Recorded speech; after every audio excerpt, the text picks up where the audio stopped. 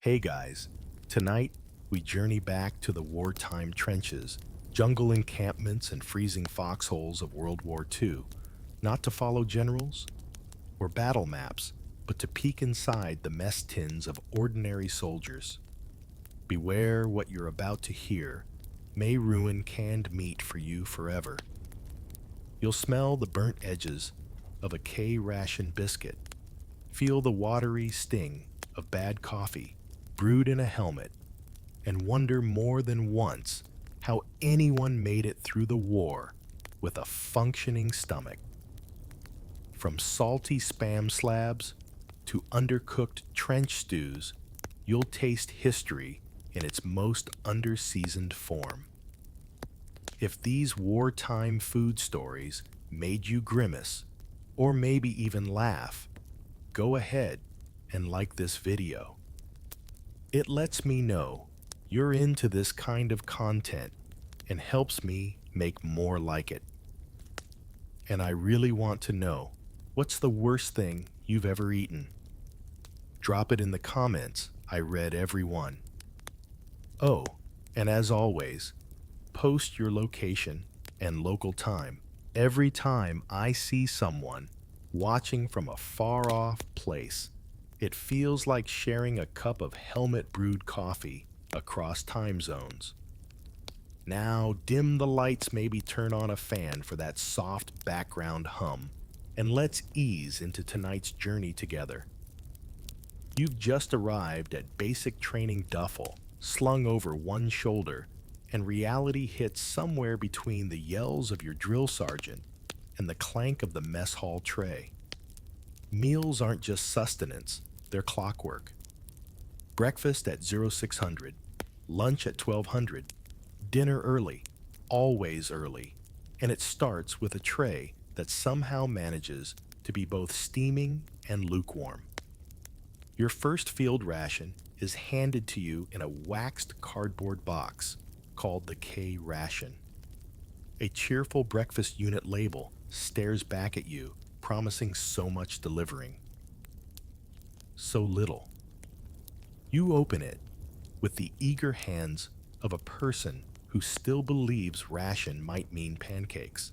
Instead, it offers a rectangle of compressed biscuits, a powder that turns into something vaguely lemon-flavored when mixed with water, and a canned meat product that hums faintly of regret. There's a chocolate bar too, sort of. The D-bar was designed to not melt in the desert, which means it's also designed not to be chewed by humans. You gnaw at it like a determined beaver, and it rewards you with the mouthfeel of sweetened chalk. Historians still argue whether this was a design flaw or an intentional appetite suppressant. The biscuits are dry enough to ignite sparks if rubbed together. You try pairing them with the canned meat, an ambiguous pink patty suspiciously labeled pork luncheon meat. The meat might have once met a pig, but if it did, they've since parted ways. And then there's powdered drink mix, something orange adjacent. You pour it into your tin cup, add water from your canteen, and watch as it foams with what can only be described as chemical enthusiasm. It tastes like vitamin C, fear, and war. You glance around at the other recruits. Some are chewing. Some are just staring at their food in disbelief. One guy is trying to trade his meat patty for a second D-bar, probably because he can't feel his teeth and wants to lean into the numbness. What's wild is that this meal is technically the high point of combat nutrition, at least according to the U.S. Army Quartermaster Corps in 1942. The K-ration was a marvel of logistics, lightweight, portable, and packed with calories. It just wasn't edible, but you eat it anyway. Not because you're hungry, but because soon you'll be crawling under barbed wire in the mud, and every crumb of compressed biscuit helps. If you think the breakfast unit was bad, just wait until you meet the infamous ham and moans. Some days, you get the C ration instead, served hot from a field stove when the gods of logistics smile upon your unit. It comes in round tins with cryptic labels like meat and beans or ham and lima beans. That last one becomes infamous. Soldiers call it ham and moans. Veterans will still flinch at the mention of it decades later. Still, you adapt. Your stomach toughens. You learn to keep salt packets for the truly bleak days and hoard sugar cubes like their currency. You also learn the golden rule: never trust a pudding that jiggles in the same rhythm as your helmet. And yet food becomes ritual, a weirdly comforting constant amid chaos. Even the bad meals are familiar, and in a world unraveling around you, that counts for a lot. The K-ration box again. This time, it's the supper unit, though calling it that feels optimistic. You peel it open with the same cautious hope as a child unwrapping a suspiciously book-shaped birthday gift.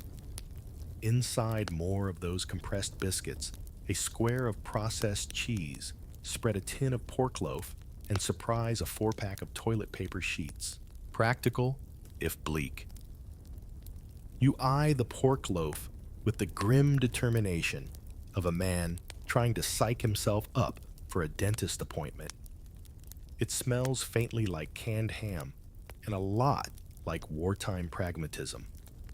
The texture, somewhere between meat and mystery.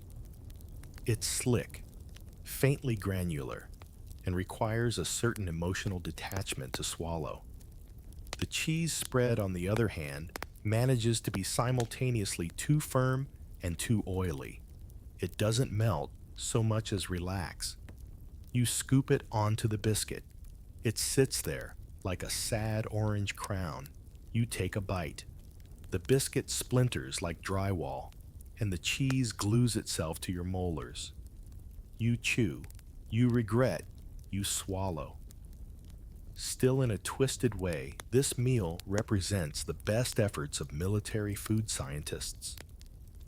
People who bless them tried to balance calories, shelf life, and palatability in a box designed to survive parachute drops. Historians still argue whether the K-ration was a triumph of nutritional engineering or a cruel experiment in flavor deprivation.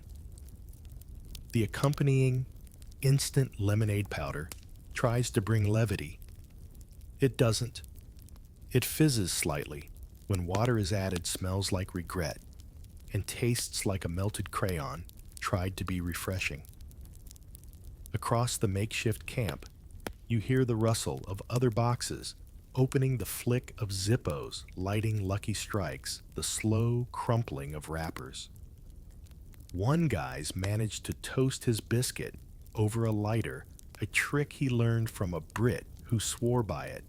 It helps, a little. The cigarettes are part of every K-ration. Each meal comes with 4, because nothing complements pork loaf like carcinogens.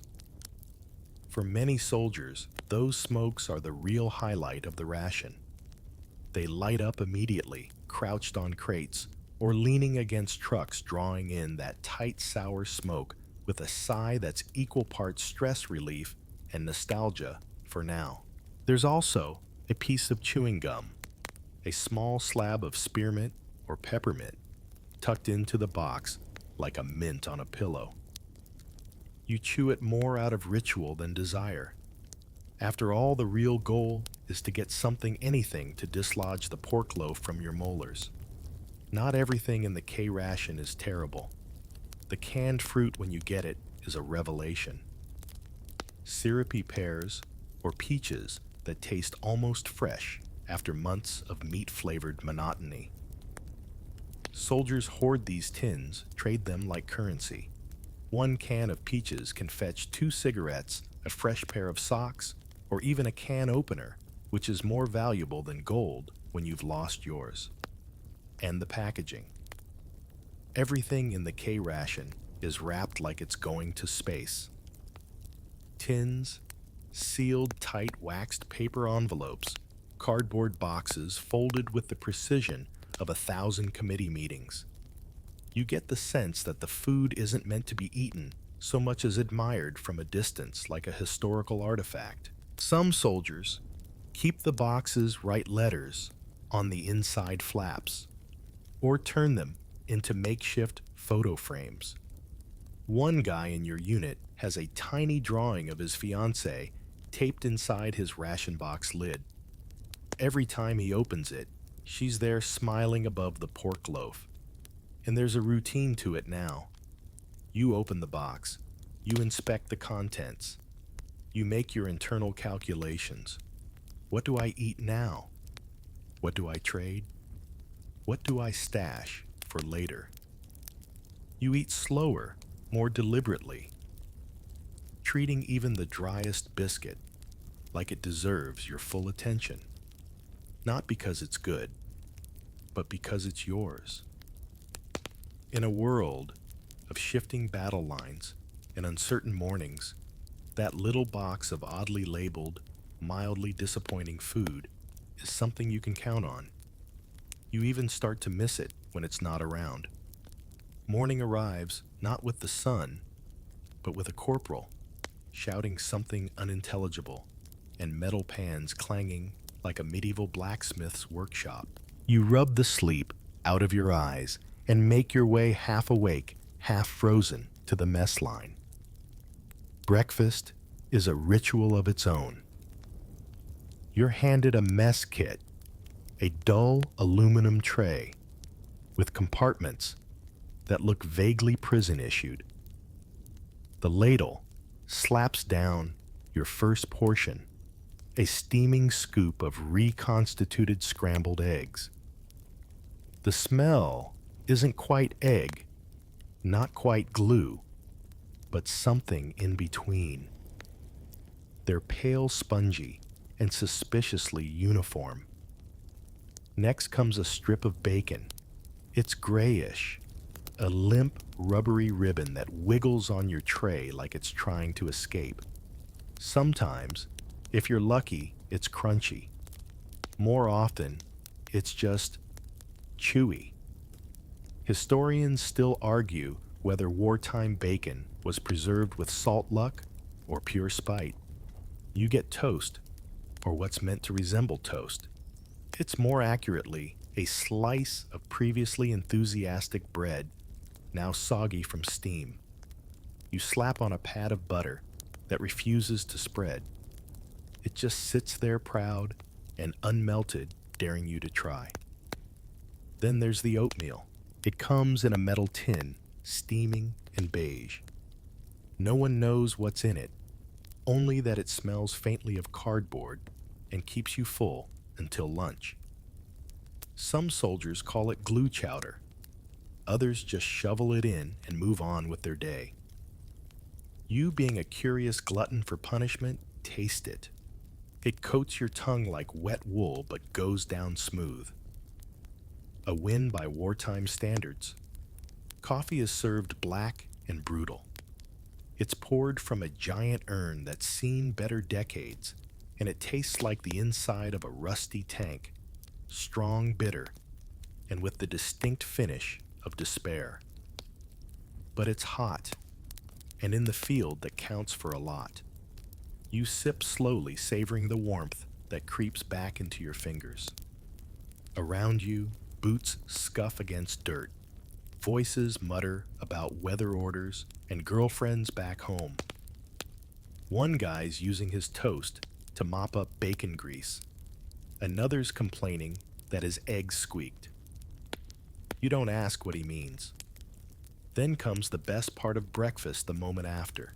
You sit for just a second, tray empty, belly fullish, cigarette lit. The moment stretches.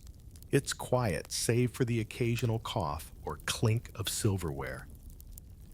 You close your eyes. The world holds its breath, and then it's gone. You're up packing your mess kit, rinsing it in a bucket of grayish water that smells vaguely of soap and deeply of resignation. You dry it with your sleeve. Why waste a towel and slide it back into your pack? You start to notice the mess kit's quirks. The compartments are designed for efficiency, not comfort. The edges are sharp, the handle squeaks, and the lid always wants to open at the worst moment. But it's yours. You carve your initials into the bottom one night with a pocket knife. A little rebellion against the sameness. Sometimes breakfast goes rogue. A bored cook tries to improvise with canned sausage patties.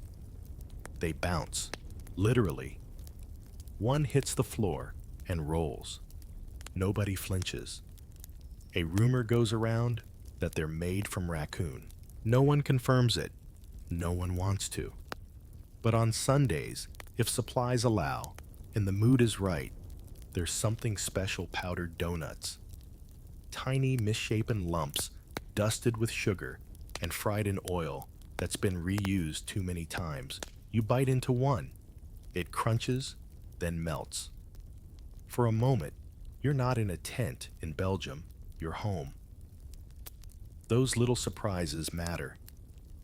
They break the monotony. Remind you that even in war, there's room for sweetness, however small, however crumbly. And through it all, food becomes time. You don't count days. You count meals. How many since the last patrol? How many till the next letter? How many until hopefully peace? You're crouched behind a rock somewhere in the Italian hills, trying to stay warm while the rain seeps into your boots.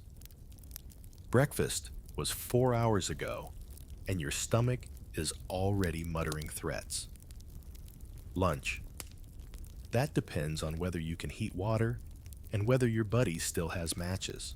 You pull off your helmet, not for combat, but cuisine. It's time to make coffee. Yes, in your helmet. A trick passed down from some grizzled corporal who once served with Patton, or so he claims. You pour in water from your canteen and place it gently over a makeshift stove, a tiny fire fed with twigs and hope. The ground coffee comes in a wax paper pouch. You tear it open, tap it into the water, and wait. The smell starts to rise, burnt, bitter, familiar. It smells like resilience, or maybe just like slightly scorched beans. You stir it with the handle of your toothbrush. Desperate times. Soon the edges of your helmet are bubbling. You squint, wondering if boiling coffee in a piece of government-issued headgear is technically a war crime. Historians still argue whether this act constitutes culinary innovation or mild insanity. You pour the coffee, now flecked with ash and iron, into your canteen cup. It's hot, gritty, and tastes faintly metallic. Still, it's the best part of your day. You sip slowly, warming your hands. Around you, others do the same. It's not just coffee. It's ritual. It's sanity. Sometimes you get creative. A packet of powdered milk surfaces from someone's pack, and it's like finding buried treasure. You add a pinch, swirl it in. The color changes from motor oil to slightly less motor oil. It's comforting. Sugar, when you have it, transforms everything. Just one packet, and suddenly you're back in a cafe or pretending to be. Soldiers trade sugar cubes like they're gold bars. 1 cube equals half a chocolate bar. 2 cubes might get you a spare pair of dry socks. In this world, sweetness has value beyond taste. The art of brewing field coffee evolves with time and necessity. Some guys cut open rifle cleaning kits to use the rods as coffee stirrers. Others fashion tiny strainers from mosquito netting. Someone builds a drip setup from a mess tin, a sock, and a hollowed-out potato. You don't ask questions. You just drink. On cold nights, coffee becomes a lifeline. You wrap your fingers around the canteen cup. Let the steam fog up your glasses. Let the heat chase away the shivers. It's not about the taste, it's about feeling human. In the Pacific, the ritual is slightly different. Humidity clings to your skin, and you're drenched before you even start. But coffee still happens. Always. You boil it on a chunk of coral, under a palm tree, in the shade of a crashed plane. Improvisation is the soldier's secret weapon. There are jokes, of course. Someone claims the coffee has antifreeze in it. Another swears his cup dissolved a spoon. You all laugh, sort of, then sip again.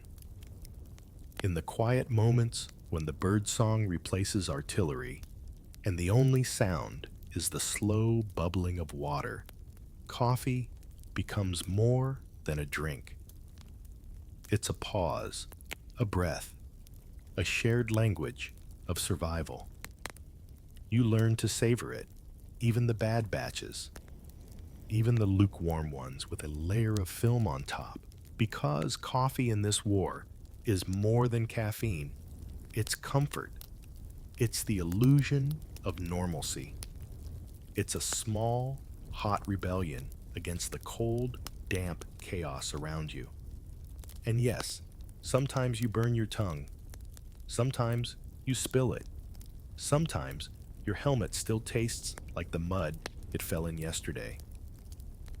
But none of that matters, because for 10 minutes, sipping from a canteen cup, you're not just a soldier, you're a person. Tired, cranky, caffeine dependent, but a person nonetheless. You flick open another K-ration box, and there they are, your constant companions, chewing gum and Lucky Strikes. Packed neatly beside your powdered drink meat chunk and mildly threatening biscuits, they're the only items you actually look forward to. The gum is humble, just a pale square wrapped in wax paper, smelling faintly of spearmint. You pop it in and chew. It's stiff at first, then softens with effort. And as your jaw works rhythmically, it hits you this isn't just flavor. It's distraction. It's stress relief. It's a reminder that your mouth exists for something other than barking orders or scarfing rations. Chewing gum is part of the American GI identity. Historians still argue whether it was included for dental hygiene morale or just because the Wrigley Company had a patriotic surplus to unload. Either way, soldiers come to depend on it. Between meals during marches while crouched in foxholes, you chew. It keeps your mind occupied and your nerves slightly steadier. Then there are the Lucky Strikes. 4 cigarettes per ration, always tucked in like a little post-apocalyptic dessert. Some days, they're the first thing you reach for, especially if the main course looks like it could crawl off your tray. You light up, inhale, and feel that bitter smoke hit your lungs like a warm slap. It's terrible. It's perfect. In wartime, it's practically medicine. The military doesn't just tolerate smoking, they embrace it. Tobacco companies donate millions of cigarettes to the war effort. Posters show GIs lighting up under palm trees in tanks beside jeeps. You've seen officers hand out smokes like candy before a battle. It's stress management, plain and simple. And branding. Cigarettes are part of the uniform. Some guys become connoisseurs. They trade brands, hoard their favorites, curse the ones that arrive stale. A pack of Camels might buy you a dry blanket. Unfiltered Chesterfields are considered currency in prisoner camps. One guy in your unit swears by old golds says they burn slower like Sinatra. You develop little rituals. You light your lucky with the last ember of a fire. You tap the filter on your helmet twice because someone told you it makes it taste better. You offer a smoke to the guy beside you, even if you don't know his name. That's just how it goes. There's a strange intimacy to smoking in war. You sit beside a guy you argued with all morning, pass him a cigarette, and suddenly the silence between you feels companionable. The smoke spirals upward, and for a few precious puffs, you're not at war. You're just sharing a break, a moment, a breath. Sometimes you save a cigarette, tuck it behind your ear or inside your helmet. Not for now, but for later. For when you really need it. For when the shelling stops, or the rain starts, or you get word from home. Other times, you smoke without thinking. Just to fill the space. Just to feel like you're doing something. You light up after burying a friend, after missing a meal, after making it through another sleepless night. It becomes punctuation on the sentence of your day. And then there's the irony. Here you are dodging bullets, surviving explosions, trudging through malaria-infested jungles, only to get winded walking up a hill because your lungs are full of Lucky Strikes. You laugh at the absurdity, then light another. The gum and cigarettes form a rhythm. One to keep your mouth busy, the other to slow your breathing. They're part of the unofficial survival kit, right next to letters from home pocket photos and Lucky Charms. By now, you don't just accept them, you rely on them. The gum gives you something to do when you can't sleep. The cigarettes give you something to share when words fail. And both remind you in their small, nicotine-laced way that you're still human. You recognize the can by now. Dull silver label, rubbed half off the weight, just heavy enough to promise disappointment. You pry it open with your trusty P38 can opener, affectionately nicknamed the John Wayne for its stubborn durability and prepare for impact. Inside meat, or what passes for it. It's pinkish gray, slightly jellied, and smells like someone slow-cooked a tire in chicken broth. Could be pork, might be beef, might be ambition. Historians still argue whether anyone ever truly knew what was inside those tins. The Army called it meat canned with gravy. You and your fellow soldiers call it meat mistake. You poke it with your fork. It jiggles. You take a bite. It's salty, bland, and somehow both mushy and dry. It sticks to your tongue like a bad decision. Everything is canned. Vegetables canned, fruit canned, even bread canned. Yes, there was a brief, blessed period where military bread came in tubes. You'd peel back the metal lid, slide out a loaf like toothpaste, and slice it with your knife into bread-like discs. Some soldiers toasted it on their bayonets. Others used it to patch holes in their tents. Still, for all the horror stories, not every can was a disaster. Occasionally, you'd get beef stew with real chunks of potato and carrot. It even had flavor if you added a salt packet, half a canteen of Hope, and maybe some Tabasco if you were lucky enough to have a bottle stashed. Spam, that ubiquitous, gelatinous wonder, becomes both the savior and the curse of your daily meals. It's portable, lasts forever, and tastes like salty rubber. But it fries well. And in a world of cold meals, hot Spam is 5-star cuisine. You learn to improvise. One guy turns his helmet upside down and fries Spam over a sterno can. Another mixes canned peas with meat chunks to make a sort of sad casserole. There's even a mythic recipe called Foxhole Surprise, which involves crackers, powdered cheese, and something stolen from a British ration pack. Then there's eggs and ham, a breakfast in a can.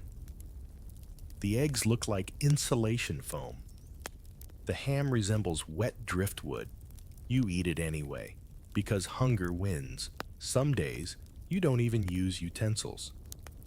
You scoop with your fingers, or a piece of cracker, or your mess kit lid. Cleanliness isn't top priority. You just want calories, and on the worst days, you skip the food entirely. Just chew gum smoke, drink water, and hope for mail. Despite the grimness, these meals bond you. You sit in a circle, cans open, steam rising. Someone cracks a joke about how the meat smells like a dog's regret. Laughter bubbles up. You all eat together, united in mediocrity. There's even competition. Soldiers compare their meals like poker hands. I got canned peaches, one boasts. I'll trade you for your peanut butter. Deals are struck. Futures changed. Over time, your body adapts. Your stomach stops complaining. You eat faster, more efficiently. Less chewing, more swallowing. It becomes fuel, not food. Still you dream. Of steaks, of buttered toast, of eggs with runny yolks and coffee that doesn't taste like iron filings. Some nights, you even smell at phantom meals from memory wafting through your tent. But when the morning comes and you open another can of mystery meat, you don't flinch. You dig in. Because this is war, and this is what survival tastes like. You're in the hills of Italy now, crouched beneath olive trees, boots caked in mud, and knees sore from the morning march. A tin clunks open beside you. Trench stew, someone mutters.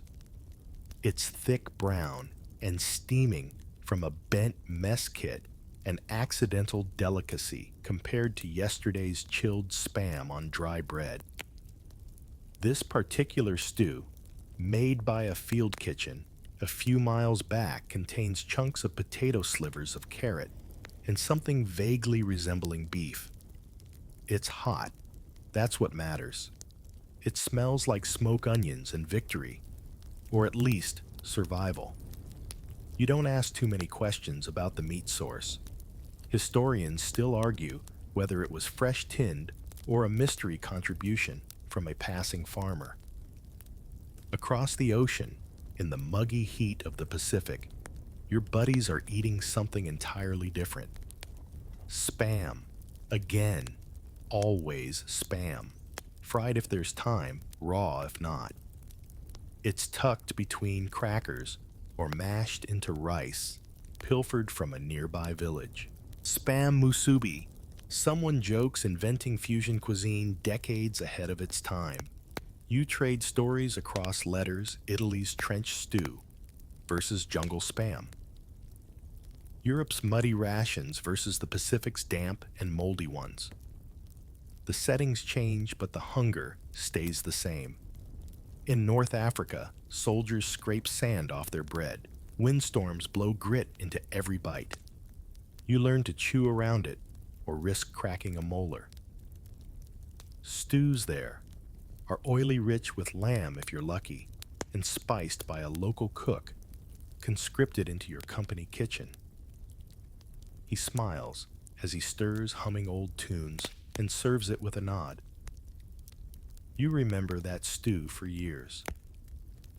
Meanwhile, in France, liberated towns mean glimpses of real food. Civilians hand out fresh apples, wedges of cheese, even warm loaves of bread. You eat them like treasure, like contraband joy. One woman slips you a bottle of wine and whispers, "Pour la victoire." You don't speak French, but you nod anyway and tuck it into your pack like a relic. Local cuisine becomes survival.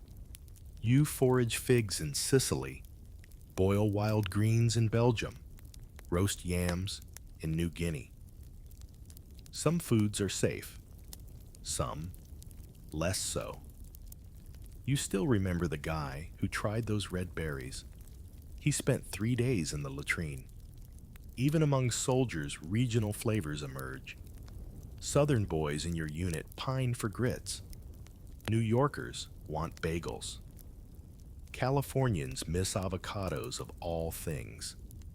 In downtime, you talk about meals like holy men recalling miracles. Your last home-cooked dinner becomes mythic. Meatloaf with mashed potatoes. Lasagna. Fried catfish. The list grows longer, more vivid with each retelling. And in rare moments, your unit cooks. Someone finds a battered skillet. Another barters for a hen. A makeshift meal forms chicken onions. A few herbs swiped from a garden. The meal isn't perfect, but it's yours. You eat it slowly, reverently. Every bite tastes like the past and the hope for a future. Regional rations even become folklore. The British have their tea and hardtack. The Australians their bully beef. You swap with allies sometimes just for novelty. British tea is strong enough to float a bullet. Their biscuits hard enough to stop one. You admire the consistency. In the Pacific, coconut becomes currency. Locals show you how to crack them open, how to grate and cook them into a paste that turns spam into something almost tasty. You learn quickly. You have to. Because in the jungle, if you don't adapt, you go hungry. And through it all, you marvel at the ways hunger makes you creative. A tin of meat becomes curry with the right seasoning. Crackers become dumplings. Coffee grounds reused twice still offer comfort. You'd never cook this way at home, but here now, it's enough. You're crouched behind a supply crate, fiddling with the latch on your rucksack when your fingers brush against a square foil packet. You know that shape. You pull it out like a magician revealing a rabbit, and there it is. Chocolate. Sweet grainy, and slightly melted from the sun, but unmistakably chocolate. It's a D-bar technically, developed by Hershey's for the Army. It's not meant to taste good, just to provide calories and not melt in the desert. It fulfills both mandates with frightening precision. You break off a chunk. It crumbles like sand, but tastes sweet, sort of. Your brain perks up just enough to remember something joyful. You eat it slowly, one square at a time, like it's the last candy on earth. And with it comes a feeling nostalgia maybe, or comfort. Food isn't just fuel anymore. It's emotional armor. Rations for the soul. That hardtack biscuit from the British tin isn't delicious, but it reminds you of stability. The peanut butter packet, thick, oily, hard to stir, tastes like summer, like after-school snacks, like home. There's even fruit sometimes, canned peaches in syrup, sweet as liquid gold. You tip the can to your lips, draining every drop. It's almost sacred. Then on the best days, a letter comes.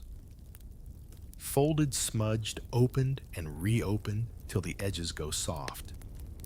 Your mother's handwriting neat and round. A pressed flower from your girlfriend. A child's crayon drawing captioned Daddy's Tank. You tuck it next to your mess kit, right beside the last piece of gum you're saving for later. Those letters, small and fragile, nourish you in ways food never could.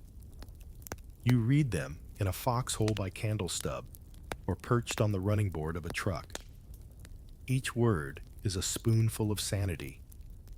Historians still argue whether morale depended more on supply chains or stationery. Then there are Red Cross parcels, rare blessed boxes from another world. Sometimes they contain real chocolate, not the chalky kind, or a fruitcake, or socks, clean dry socks. You'd trade your entire lunch for a pair.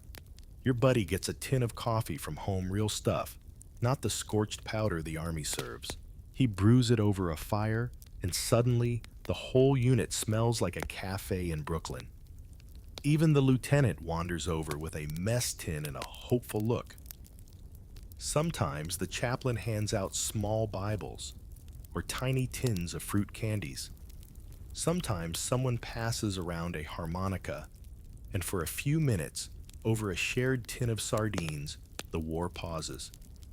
You laugh, you sing, you chew the same miserable crackers with slightly less resentment. Every now and then, there's something exotic. French chocolate, a Dutch biscuit, a local treat from a grateful village. It doesn't matter what it is. It's not from here, and that's what makes it magical. The smallest comforts become rituals. Tearing open the sugar packet just right, savoring the last peanut, passing around a candy bar to be shared in equal, reverent chunks. And even the worst food becomes a joke, a story. Remember that time the stew exploded? Remember when Davis thought the cheese was soap? These memories, wrapped in laughter and shared hunger, keep you going. Because in the end, the war feeds you strange meals, but it also feeds you stories. And sometimes, just sometimes, a square of chocolate is enough to remind you that you're still human. You hear the clatter before you see it. Metal pots banging, a ladle thudding rhythmically against a steel pan, and the unmistakable string of curses in 3 different languages. That can only mean one thing. The field kitchen is open for business. It's a sight to behold. A rolling contraption made from a truck chassis, a stove welded to the back, and enough grease to fuel a destroyer. This mobile miracle is your unit's kitchen, staffed by 2 cooks, 1 mechanic, and a corporal with a mysterious past, and a tattoo of a chicken holding a cleaver. Feeding 800 men a day from 1 smoking, rattling monstrosity is no small feat. The cooks, grimy tired and surprisingly cheerful, work round the clock to churn out vats of stew trays of scrambled eggs and loaves of bread that are more brick than bakery. You get in line, tray in hand, boots squelching in the mud. The smell isn't exactly delicious, but it's warm and meaty, and your stomach growls like a wolf. Ahead of you, someone shouts, "More beans, less war." The cook snorts and dumps an extra ladleful onto his plate. Today's offering, meat and rice type A. No one knows what type B entails, and no one wants to find out. Its steaming smells like onions and fate, and you accept it gratefully. The field kitchen is chaos-controlled, magical chaos. Fires crackle, water boils in giant cauldrons, and somewhere beneath it all, a radio plays a swing tune slightly warped by static. The corporal sings along as he stirs a vat of something thick and yellow. Eggs, he winks, sort of. You spot innovations everywhere. One guy's made a spatula from a bayonet and a sardine tin. Another built a windscreen for the stove using shell casings. You admire the creativity. You also avoid eating anything from the experimental pile unless you can verify the source.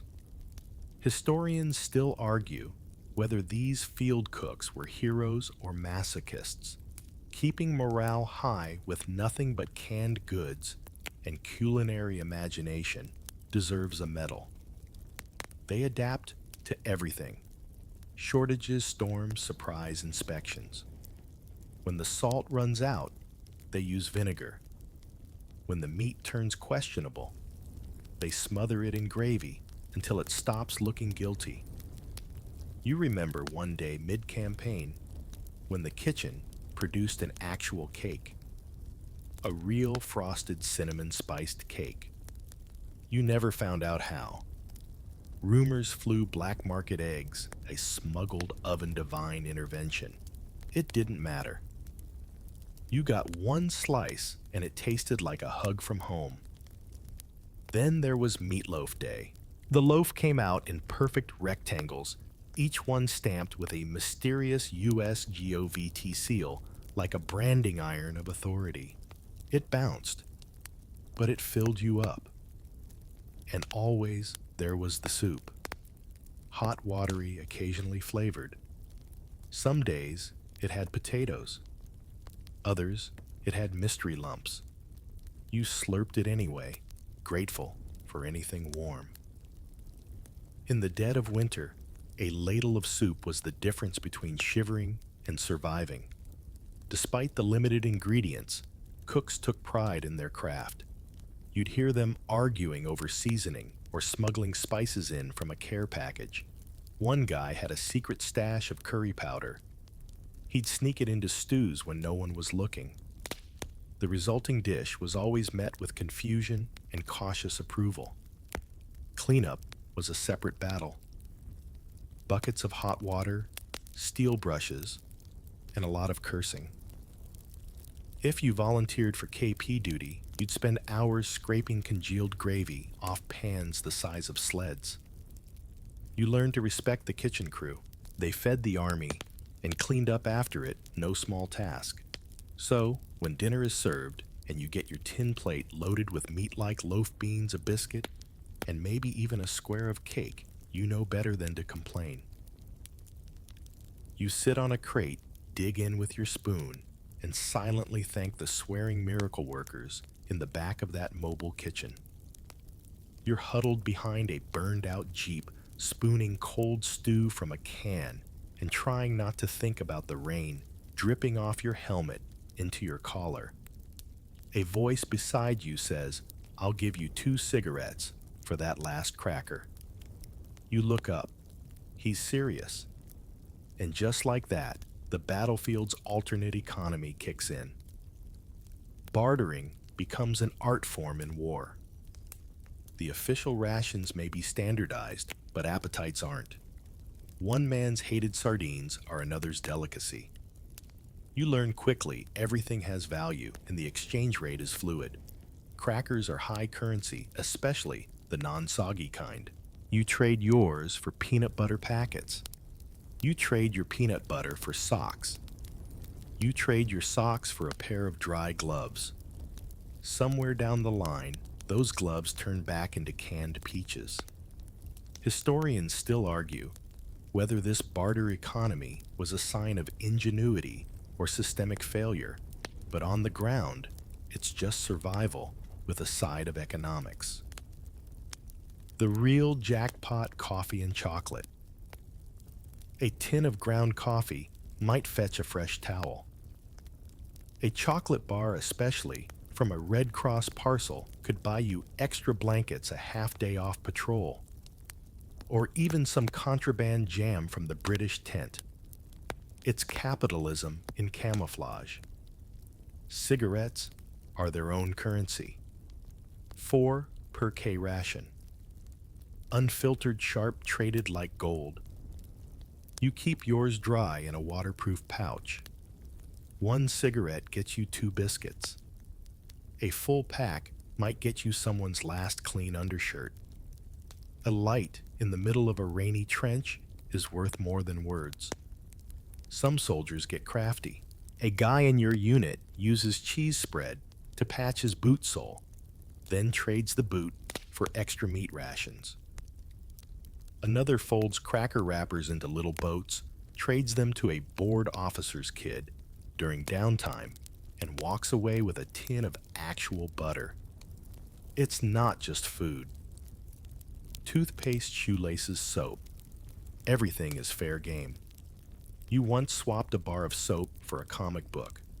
Read it cover to cover in a single sitting, then traded it to someone else for powdered lemonade. And then there's the black market. Unofficial. Unspoken. Someone always knows a guy who knows a guy. Extra rations fall off trucks. Foreign booze slips through lines. Chocolate bars appear in crates marked medical. No one asks too many questions.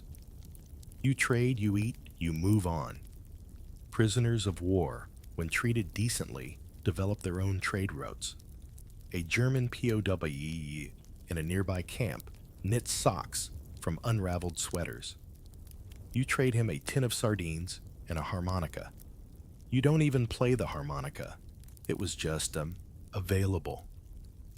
Bartering creates strange alliances.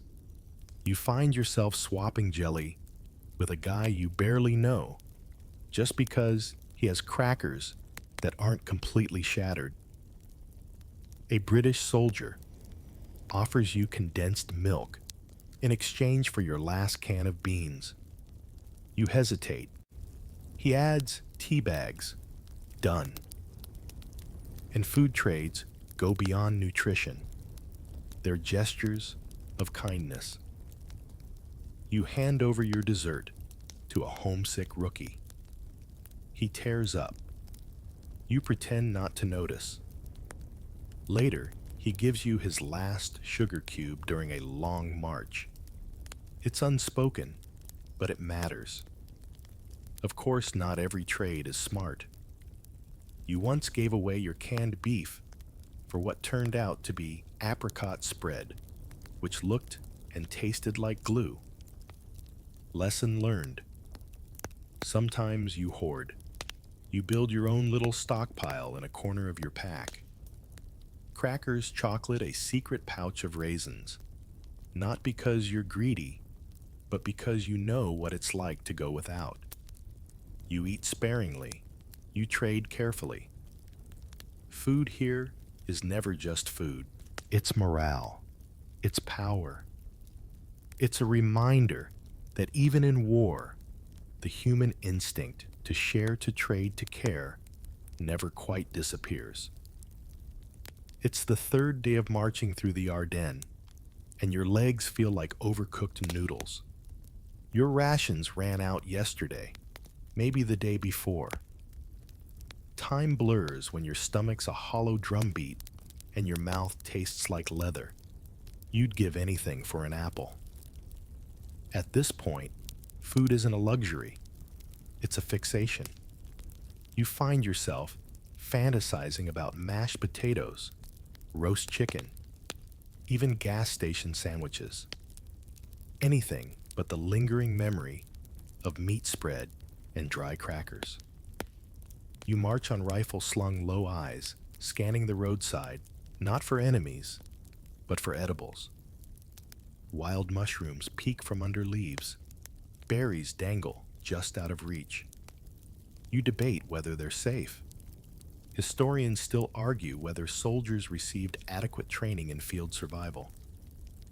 You decide to risk it and nibble one. It's tart, not fatal. Victory. You keep marching. Later that day, someone in your unit finds a farmhouse abandoned but stocked. Inside, onions, potatoes, a few sad carrots. The cook sets up a field fire right there in the barn. The smell of something frying fills the air like a hymn. You've never been so excited about root vegetables.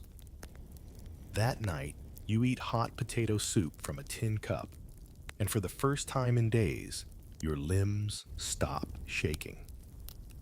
But most of the time, there is no farmhouse, no soup, just hunger, the kind that makes your hands tremble and your vision edge toward black. You learn to stretch a sugar cube across miles. You ration your last cracker like it's gold. You lick the inside of an empty can. You remember the guys who swore by hunger tricks. One guy carried a small rock in his mouth, said it kept his saliva flowing and tricked his brain. Another swore that talking about food made things worse. He banned all recipe discussions. Of course, that made it worse. You get creative. You boil pine needles for tea. You crush wild herbs and pretend it's seasoning. Someone tries to fry moss. It doesn't go well. Still, occasionally, a miracle occurs. A Red Cross truck, airdropped supplies. A soldier in another unit hands you half a chocolate bar with a shrug and a smile. And then there are the locals. In France, Belgium, even Germany, civilians sometimes risk everything to offer a crust of bread or a hunk of cheese. You accept with gratitude and guilt. You always try to share, even if it's just a bite, because in this moment, food is trust. You trade stories on the march to distract from the gnawing emptiness. One guy tells you about his grandma's chili. Another swears he once ate 16 pancakes in one sitting. You all laugh hollow and slow. Then the silence creeps back in. At night, hunger becomes worse. It echoes in your dreams. You see tables filled with roast beef, steaming cornbread pitchers of cold milk. You wake up and chew a stick of gum just to taste something. Sometimes someone smuggles in a tin of preserves. You gather around like it's treasure. One spoonful each. The taste of real fruit sends shivers down your spine. And when rations finally arrive, days late, battered and dented, you dig in like an animal. The biscuits are crumbly. The meat is unidentifiable. But it's food. And you're grateful. Because here on this march, you've learned the true definition of hunger. Not just the ache in your belly, but the way it changes your thoughts, your choices, your sense of self, and how, despite it all, you keep walking. It starts as a joke. Dinner a la shrubbery. But by day 5, without resupply, you're seriously eyeing the leaves. You've crossed into forested territory, now thick with ferns, mushrooms, and the occasional terrified rabbit. No food trucks, no kitchens, no tins clanking open beside a fire. Just damp socks, growling bellies, and the creeping realization that you're going to have to get creative. Foraging becomes survival. You pull a field manual from your pack, dog-eared and stained, and flip to the edible plants section. Dandelion greens, maybe. Acorns, if you boil them enough.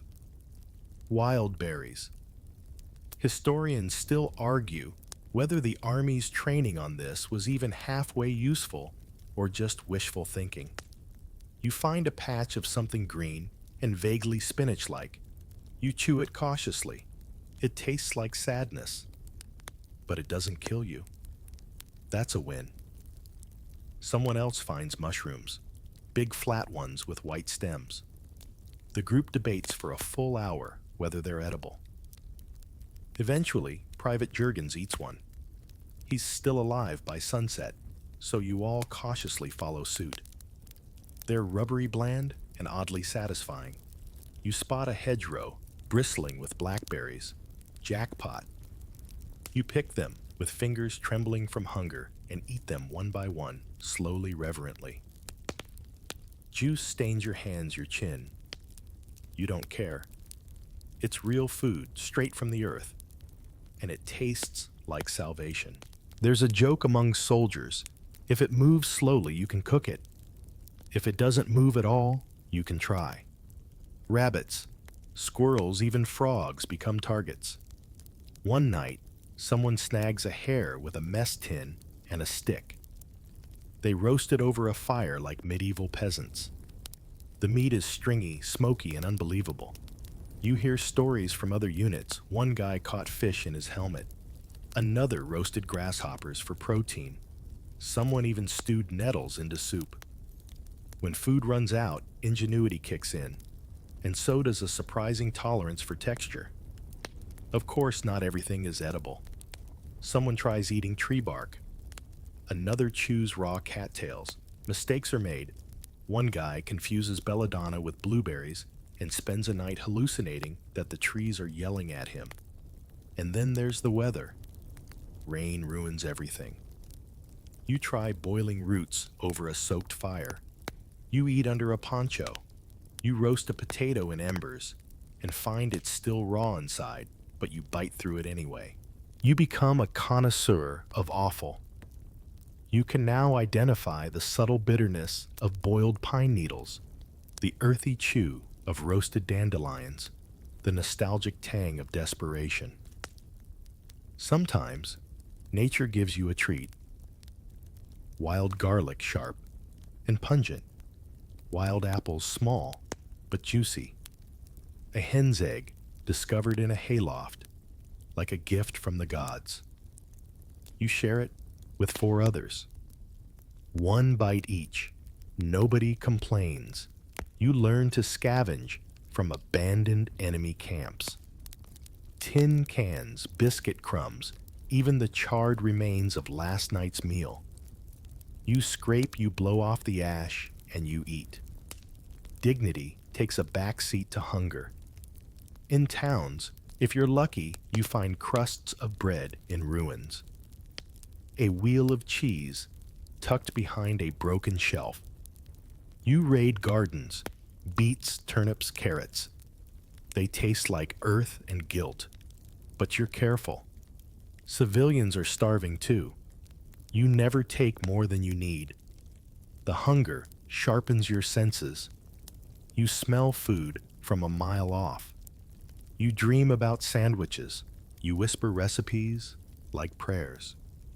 2 slices of rye, a thick smear of mustard, pastrami stacked 6 inches high. Your buddy starts a notebook, not of battles, but of meals he's going to make after the war. You contribute. The victory feast, you call it. Roast duck, mashed potatoes, creamed corn, a gallon of gravy. Pie, definitely pie. And when the rations do arrive, you eat like a beast. Cold meat, hard biscuits, weird gelatinous desserts. You devour it all. Because nothing makes you appreciate bad food like the memory of eating leaves. It's December, and the snow crunches beneath your boots like crushed glass. You can see your breath. You can't feel your fingers. And someone somehow has decided that today, amid shellfire and sleet, is the day for a holiday feast. Word spreads fast. Hot meal. Real turkey. Don't ask how. You line up behind a row of mud-splattered helmets, breath fogging up your glasses, trying not to get your hopes up. Last year, turkey dinner meant canned ham with a red sticker on it. The year before, just an extra cigarette and some hard candy. But today, as you inch forward, you catch a whiff. Savory, warm, unmistakably poultry. Your stomach growls in protest. You reach the front of the line, and a weary cook slops a ladle of something vaguely stuffing adjacent onto your tray. Then comes the turkey, or a convincing impersonator of it, followed by mashed potatoes that may or may not have met an actual potato. There's even gravy. It jiggles slightly. You don't ask why. Then, to your astonishment, there's dessert. A wedge of pumpkin pie, a little squashed, but golden, topped with a suspiciously perfect dollop of cream. You stare at it like it's a museum piece. You half expect it to vanish. You sit on an overturned crate spoon clutched like a relic and dig in. The turkey is dry. The stuffing is mushy. The gravy could be shoe polish, but you nearly cry anyway. It's not just the food, it's the attempt. The madness of trying to celebrate Christmas while under threat of artillery. The audacity of a hot meal in a frozen trench. Someone sings softly, "I'll be home for Christmas." You recognize the voice, Private Kelly from Queens. He hums through a mouthful of beans, his helmet tilted back. A few guys join in. The tune wobbles, warbles, then rises into a slow harmony. Historians still argue whether these field feasts were morale boosters or logistical nightmares. Probably both. But to you, it's a lifeline. For one brief evening, you feel human again. Your buddy pulls a tiny flask from his sock. He pours a splash of something dark into your coffee. You don't ask what it is. It warms your throat and your soul. In the distance, you hear a rumble, possibly thunder, possibly artillery. You eat faster. Later that night, you gather in a dugout, lit with a single candle stuck into a potato. Someone recites lines from a letter his kid's drawing of Santa taped to the wall. Another guy passes around a tin of cherry preserves he's been saving for this exact moment. You each get one red syrupy spoonful. There's laughter. Someone proposes a toast to Snow to Socks and to the guy who figured out how to roast turkey in a helmet. The group chuckles. It's tired laughter, but real. You tell stories, childhood Christmases, family meals, disastrous turkeys. One guy admits he once burned a pie so badly it set off the fire alarm. You all pretend to groan, secretly envious of the memory. Eventually, the fire burns low. The cold creeps back in. You wrap your coat tighter, but inside something's shifted. You're not just a soldier. You're part of something stubborn and beautiful. A ritual of remembrance and resistance carved out with canned cranberries and mashed hopes. And even as the sky glows faintly red from distant shell bursts, you fall asleep with pie crumbs on your chin, dreaming of fireplaces and gravy boats. But even the worst K-ration couldn't prepare you for what came next in captivity. Food wasn't just scarce, it was survival itself. But war had one last course to serve captivity, where even crumbs could spark fights. You wake to the clink of a tin cup and the soft murmur of morning. Except it's not morning. It's day. 87. Of captivity and the sun filtering through the barbed wire feels both distant and personal. You're in a POW camp now. Captured, cataloged, and queued for food like everyone else. The meals are sparse. The rules are strict, and your stomach has learned to expect very little. Breakfast, if you can call it that, arrives in a dented metal bowl. It's gruel, thin gray steaming slightly, smells faintly of oats and entirely of defeat. You eat it slowly because there won't be anything else for hours. The Red Cross parcels are your lifeline. When they come, the whole camp buzzes. A bar of chocolate, a can of meat, some powdered milk, maybe even a razor. You split it with your bunkmate without discussion. It's understood. Survival is a shared effort. Lunch is bread coarse, black, dense as a brick. It fills the gap barely. You spread margarine on it when you have it, or sardine oil, or nothing. Dinner is soup again. This time with cabbage, maybe a sliver of carrot. One day, there's a potato chunk, and the entire barrack celebrates like it's New Year's Eve. Historians still argue whether the diet was calculated cruelty or bureaucratic neglect. You suspect both. You trade what you can. A broken comb for an extra sugar packet. Half a bar of soap for a spoon. Even here, the food economy persists. You ration your cocoa like a banker, measuring out teaspoons across weeks. Sometimes you dream about roast beef, not eating it, just smelling it. You wake up with your mouth dry and a phantom taste of salt lingering like memory. The Germans, your captors, aren't cruel, just methodical. They distribute the rations. They enforce the schedule. One guard slips you an apple once. He says nothing. You nod in thanks. The apple lasts you 3 days. Holiday meals are attempts.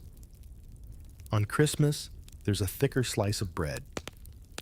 Once you get a boiled egg, you share it with the guy who taught you how to mend socks, half each. No questions asked. Letters from home mention roast turkeys and pies, and you read them like fantasy novels. You try not to be bitter. You write back, "We're eating well." It's half a lie, but it keeps your mother sane.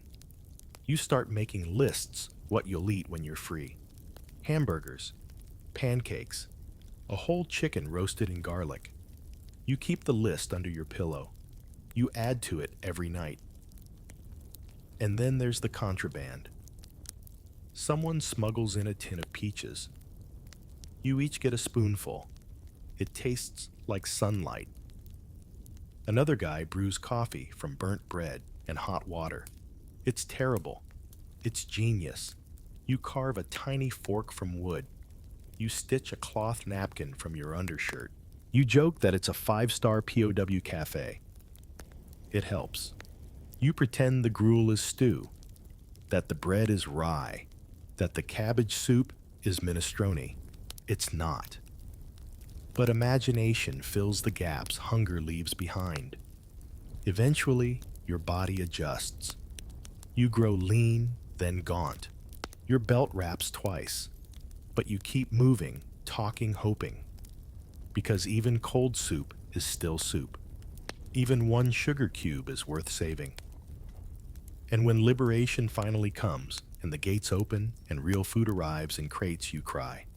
Not for the hunger, not for the memories, but because someone hands you a sandwich. Warm, soft, real, and you remember what it's like to taste life. The war is ending, and the wind smells different, less of gunpowder, more of open earth. You don't trust it at first. Peace always sounds like a rumor. But the trucks stop rolling. The rifles lower. And the kitchen of all places starts buzzing with something dangerous optimism. Victory means one thing to your stomach: real food. It starts slowly. A mess tent is erected canvas, flapping in the breeze, like a flag of surrender to the gods of cuisine. Inside, the cook crew moves with purpose. The field stoves come alive. The ladles swing wide, and suddenly the air is thick with actual aroma. You step inside, and the sight makes you pause. Tables, trays, even napkins. The menu: roast beef with brown gravy, mashed potatoes, sweet corn biscuits, and wait for it, apple pie. Historians still argue whether this was a logistical miracle or pure post-war bravado. Either way, you're not complaining. The roast beef is tender. You blink, you chew, you blink again. It doesn't fight back. It tastes like time and effort and salt, not desperation. The mashed potatoes have lumps, and those lumps feel like home. The corn is buttered. Butter. Actual butter. You cradle the biscuit like it might disappear. It crumbles perfectly. No wax paper, no tin. Just warm, flaky goodness. You eat half and tuck the other in your pocket. For later. For proof. Then comes dessert. A slice of apple pie, slightly sagging golden crust, broken just enough to let the cinnamon spill out. You eat it slow. Reverent. This isn't fuel. It's celebration. Every bite says you made it. You look around the mess hall, faces half smiling, half hollow. Guys you've fought beside for years now, chew in silence, eyes glistening. One raises a fork and whispers to the weirdest Thanksgiving we'll ever have. Another nods, or the best. Someone plays a harmonica in the background. It's out of tune, but it doesn't matter. For once, there's no rush, no incoming. Just this metal tray's real food and peace lingering like gravy on a spoon. You eat seconds, then thirds. You don't feel guilty. Later, with the sun low and your belly full, you lie in the grass, boots off one hand, resting gently on your stomach like a satisfied farmer. You close your eyes and remember Spam, mystery meat, dandelion tea. That one time, you tried to make soup from pine cones. You laugh softly. The food now tastes better, not just because it is, but because of what came before. You earned this meal. With every cold night, every traded biscuit, every tin opened with a prayer. This bite, this feast is proof that survival can have flavor. Tomorrow, you'll crouch in a frozen foxhole near the German-Belgian border. That same chalky chocolate bar in your pocket. It's still there, still bitter, still yours. And as you bite down, not for taste but for memory, you'll realize even bad food becomes comfort when survival is the only thing on the menu. The frost has already begun to crust over your helmet, and your boots, soaked through from last night's sleet, feel more like refrigerated bricks than footwear. Around you, sleepy murmurs of fellow soldiers mix with the occasional ping of distant artillery. But in your pocket, there's something small, dense, and oddly reassuring, a brownish-gray rectangle wrapped in wax paper. A D-ration bar. Government-issued, chocolate-engineered. Not to melt, not to taste too good, and just enough to keep you standing upright. You break off a piece, and it takes a good 20 seconds just to soften enough to chew. It's dry, slightly bitter, almost sandy, but it's also kind of beautiful. Because right now, in this foxhole in the dead of winter, it means you're still supplied, still seen, still lucky at least compared to others. You rotate the D-ration bar in your fingers, inspecting the Hershey logo faintly pressed into the top. Hard to believe this bit of chocolate went through its own kind of military training before reaching your hands. Designed to withstand 120-degree heat, to keep for years, and to taste just awful enough that soldiers wouldn't binge it all at once. Because let's be honest, you would have. Back home, chocolate is a reward. Here, it's a rationed miracle. Across from you, another soldier chuckles while trying to bite through his own bar. Tastes like a Hershey bar that gave up on life, he mumbles. Someone else tosses theirs aside in favor of a K-ration cheese tin, which, as you'll soon learn, is not the upgrade they're hoping for. Yet despite its unremarkable flavor, the D-ration bar does something clever. It offers familiarity in a land that smells of wet wool diesel and cordite.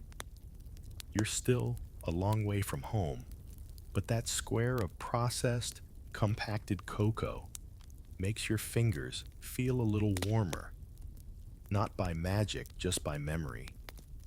And it wasn't the only option either.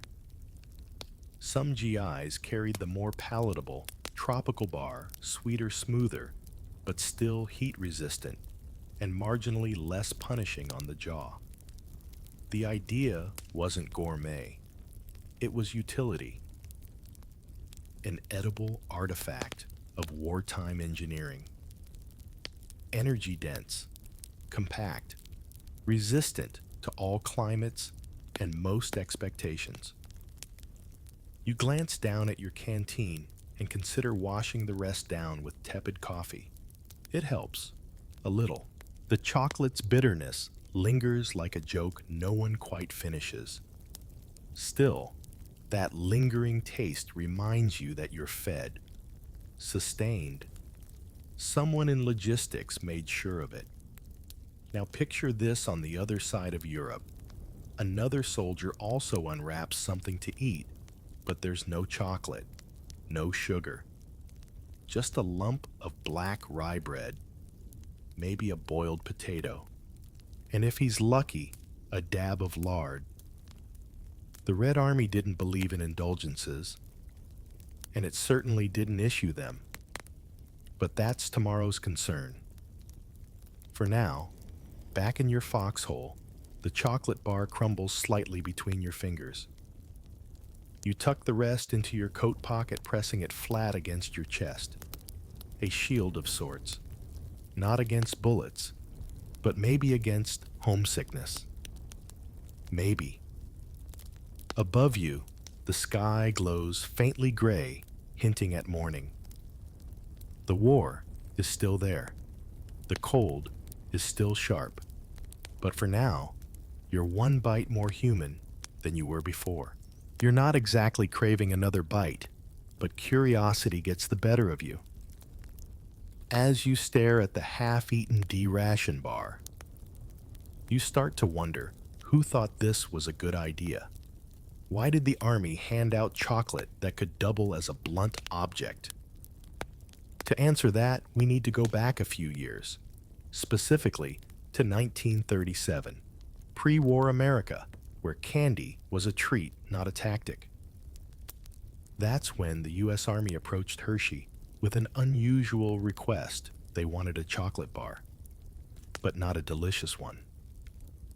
No, they wanted something nutritious, compact, long-lasting, and intentionally unpleasant. It had to be high in calories, hard to melt, and just tasty enough that a soldier would eat it, but not so tasty he'd eat it too quickly. Imagine telling Willy Wonka to make a candy bar that depresses people, and you've got the idea. The result, the D-ration. Each bar contained around 600 calories, mostly from cocoa fat sugar and oat flour. It was designed to be an emergency food, not a snack. You weren't supposed to enjoy it. You were supposed to survive with it. And in a pinch, you could even soften it in hot water to make a gritty sort of cocoa soup. Yum. Back in Hershey, Pennsylvania, the factory line that once churned out creamy milk chocolate now produced thousands of these ultra-dense survival blocks. Hershey's chemists even worked with Army quartermasters to tweak the formula repeatedly, finding that perfect balance between nutrition and deterrence. If soldiers weren't hoarding them, the system worked. Of course, these bars weren't the only wartime chocolate experiment. Enter the tropical bar, which came later in the war. It was slightly more edible and designed specifically for the sweltering climates of the Pacific Theater. It still had to survive in jungle heat and monsoon rain without turning into goo. Picture biting into a chocolate-scented eraser, and you're close. Now, if all this sounds overly scientific, that's because it was. Food in World War II wasn't just nourishment, it was logistics. Calories per cubic inch, shelf life per week. And chocolate, with its caloric density and familiarity, fit the bill. In fact, General Eisenhower himself praised the role of chocolate in keeping troop morale high. The Army even included it in K-rations alongside canned meat hard biscuits and powdered lemon drink, which incidentally tasted like sadness. The irony, of course, is that while the Army tried to make chocolate unappetizing, soldiers still preferred it over most other components. And whenever they stumbled upon actual Hershey bars, sometimes tossed in by Red Cross workers or sent from home, they lit up like kids on Halloween. You can imagine the difference. One bite of creamy, sweet, melty joy instead of industrial-grade oat sludge. Meanwhile, candy manufacturers across the U.S. pivoted their production lines to support the war. Mars, Nestle, and others joined in making their own versions of heat-resistant bars. Chocolate had become a frontline food group, and it wasn't just in America. British troops received their own rationed chocolate, usually Cadbury branded, though sugar shortages meant the bars were leaner and meaner than their peacetime counterparts. Still, the idea was the same, a small, familiar comfort in a world that had gone sideways. Historians still argue whether these chocolate bars made a meaningful difference in soldier morale. Some say yes, any reminder of home, even a square inch of bitter cocoa, helped keep men grounded. Others suggest that after a few days of eating the same dry brick, even the strongest nostalgia starts to flake away, like the chocolate itself. Back in your foxhole, you run your thumb along the faintly ridged surface of the bar. It's not melting, not at all. It could probably survive a flamethrower. You break off another bite, mostly out of obligation, and wince as your molars do battle with its unforgiving structure. And yet, despite its flaws, you're grateful. Not because it's delicious, but because it exists. Because someone somewhere thought to send it. Because in a world where so many things go wrong, sometimes even a mediocre chocolate bar can feel like a tiny act of competence. And that in this war counts for something. Now let's leave the foxhole for a moment. Leave behind the cardboard cocoa and the muted comforts of a well-supplied army unit. Instead, head east, far east, to the frozen battlefields of the Soviet front. Snow clings to your wool coat. Your rifle is icing over, and the smell in the trenches is something between boiled cabbage and despair. You're a Red Army conscript, and if you're lucky today, your stomach will meet a hunk of black rye bread and perhaps a slice of dried fish. No chocolate, not even close. In the Soviet military, rations weren't about comfort. They were about survival in the most literal sense. A standard issue meal often included 600 grams of black bread, a bowl of kasha or cabbage soup, and on very good days, a few tablespoons of lard. Meat was rare, sugar rarer still, and chocolate. Forget it. Most soldiers wouldn't even see a cocoa bean, let alone a candy bar. Instead of sugar, Soviet troops relied on starch-heavy foods to keep going: potatoes, barley, cabbage. Anything that could be grown, stored, and transported without much spoilage. The cold did help preserve some items, but it also turned bread into ice bricks and made even drinking water a daily ordeal. If U.S. troops unwrapped a D-ration with a sigh, Soviet soldiers stared at their rations with grim resignation. The contrast wasn't just about logistics, it was philosophical. The Soviet Union's war machine wasn't built for comfort or morale in the Western sense. The individual soldier was a cog in the machine expected to endure, to eat, march, shoot, and repeat. Chocolate was seen as bourgeois, frivolous, a peacetime indulgence not a wartime necessity. Still, not all Red Army meals were misery. Field kitchens, when available, produced stews thickened with root vegetables and scraps of meat. On major holidays, some units received vodka or sweetened tea.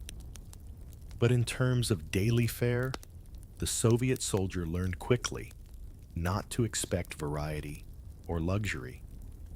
You'd think morale would collapse under such bleak conditions. But no, somehow many soldiers adjusted. They joked, they sang, they made toasts with imaginary wine. Historians still argue whether Soviet soldiers' stoicism came from true patriotism or sheer necessity. Maybe both. Maybe neither. There were rare exceptions, of course. Officers sometimes hoarded sweets or received packages from home with hard candy or chocolate substitutes. These were treasured, bartered, hidden like currency.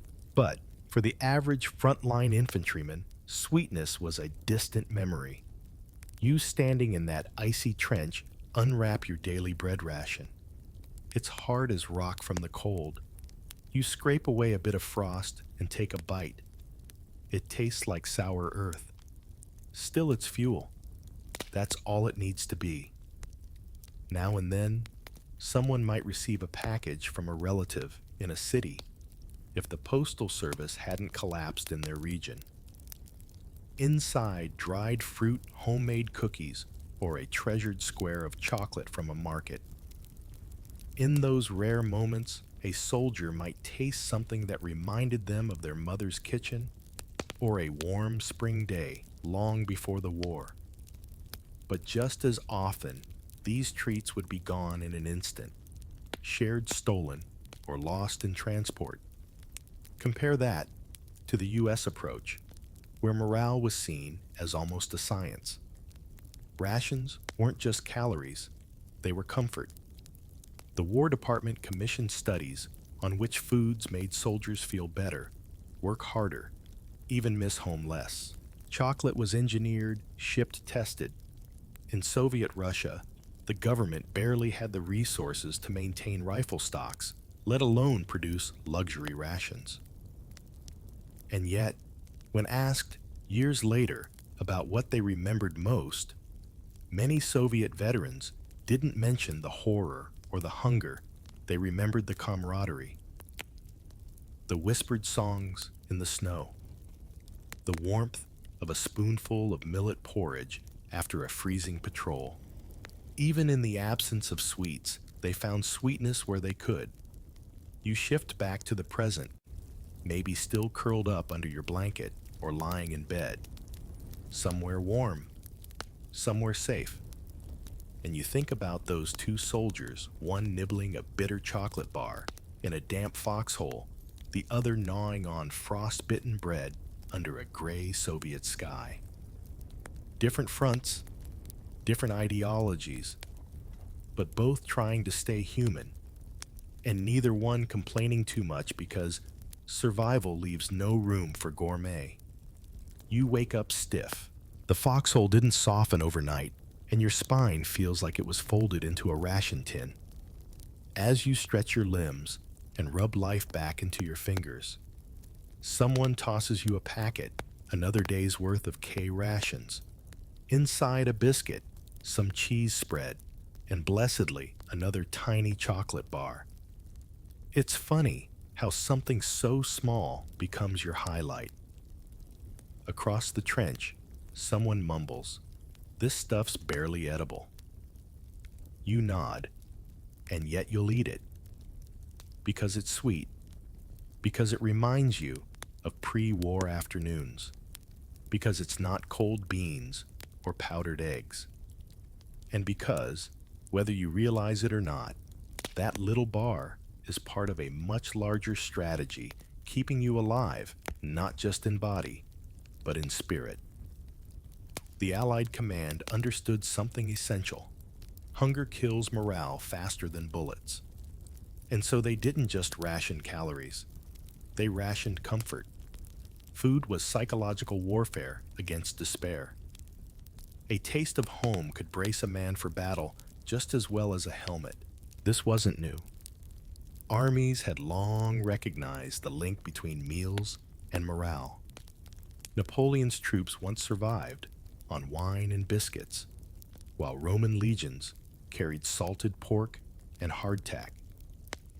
But World War II elevated this to science. American rations were engineered to give troops not just energy, but emotional relief.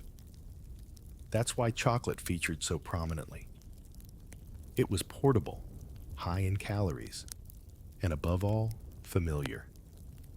It didn't need to be fresh, or even especially good. It just needed to taste like something you once ate on a sunny porch swing.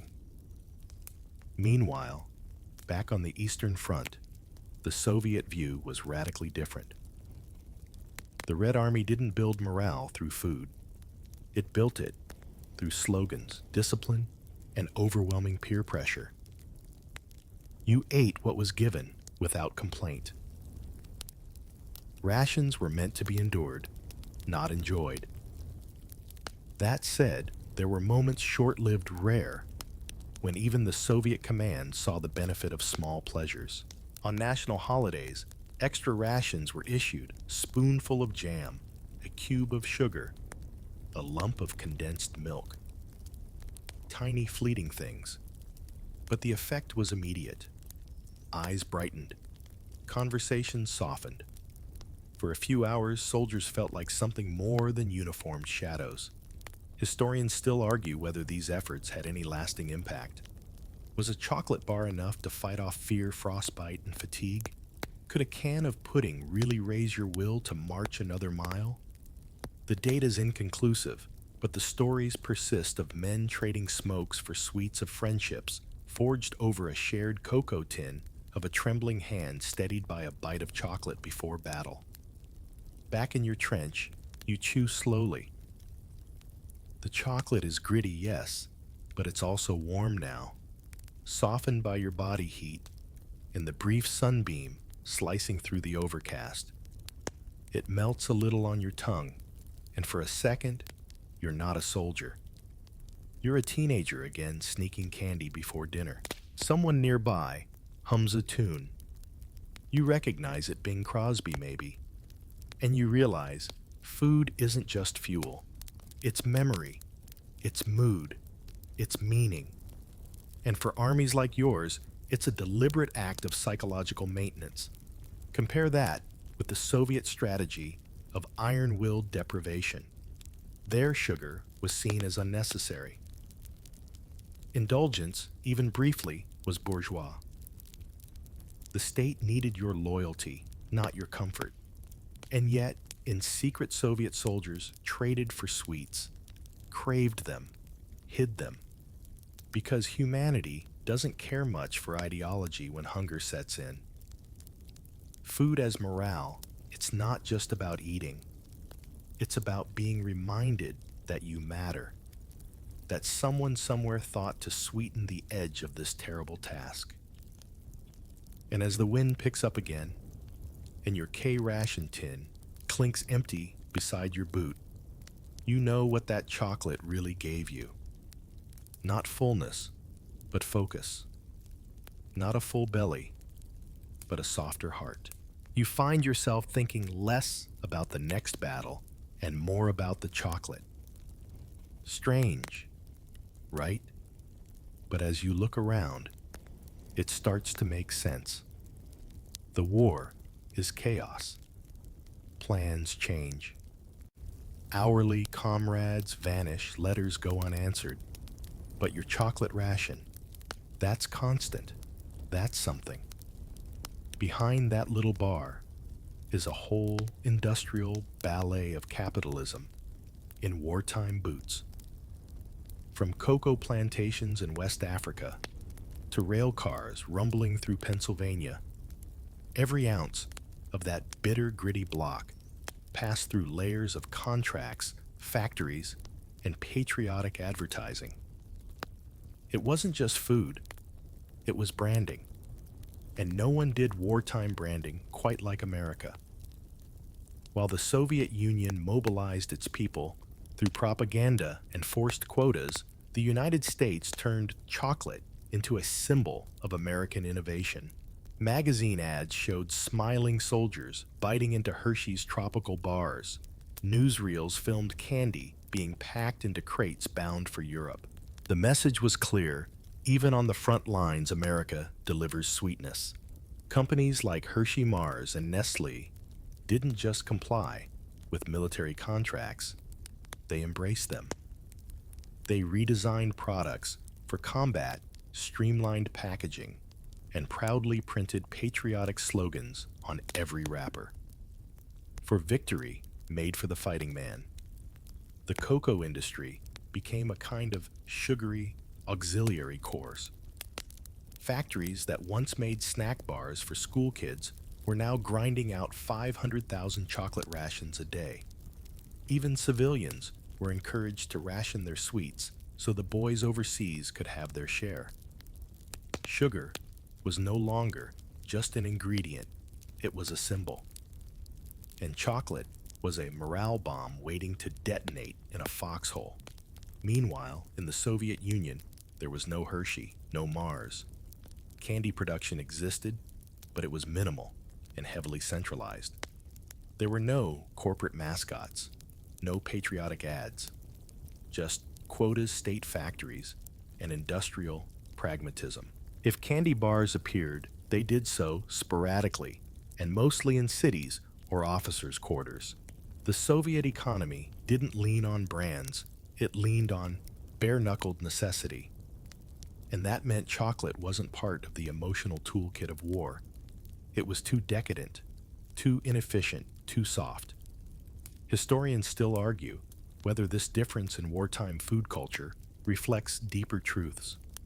Was American chocolate a product of wealth, of logistical superiority, or just cultural priorities? Did the Soviets see sweets as weakness, or simply irrelevant to victory? Back in your foxhole, it doesn't matter.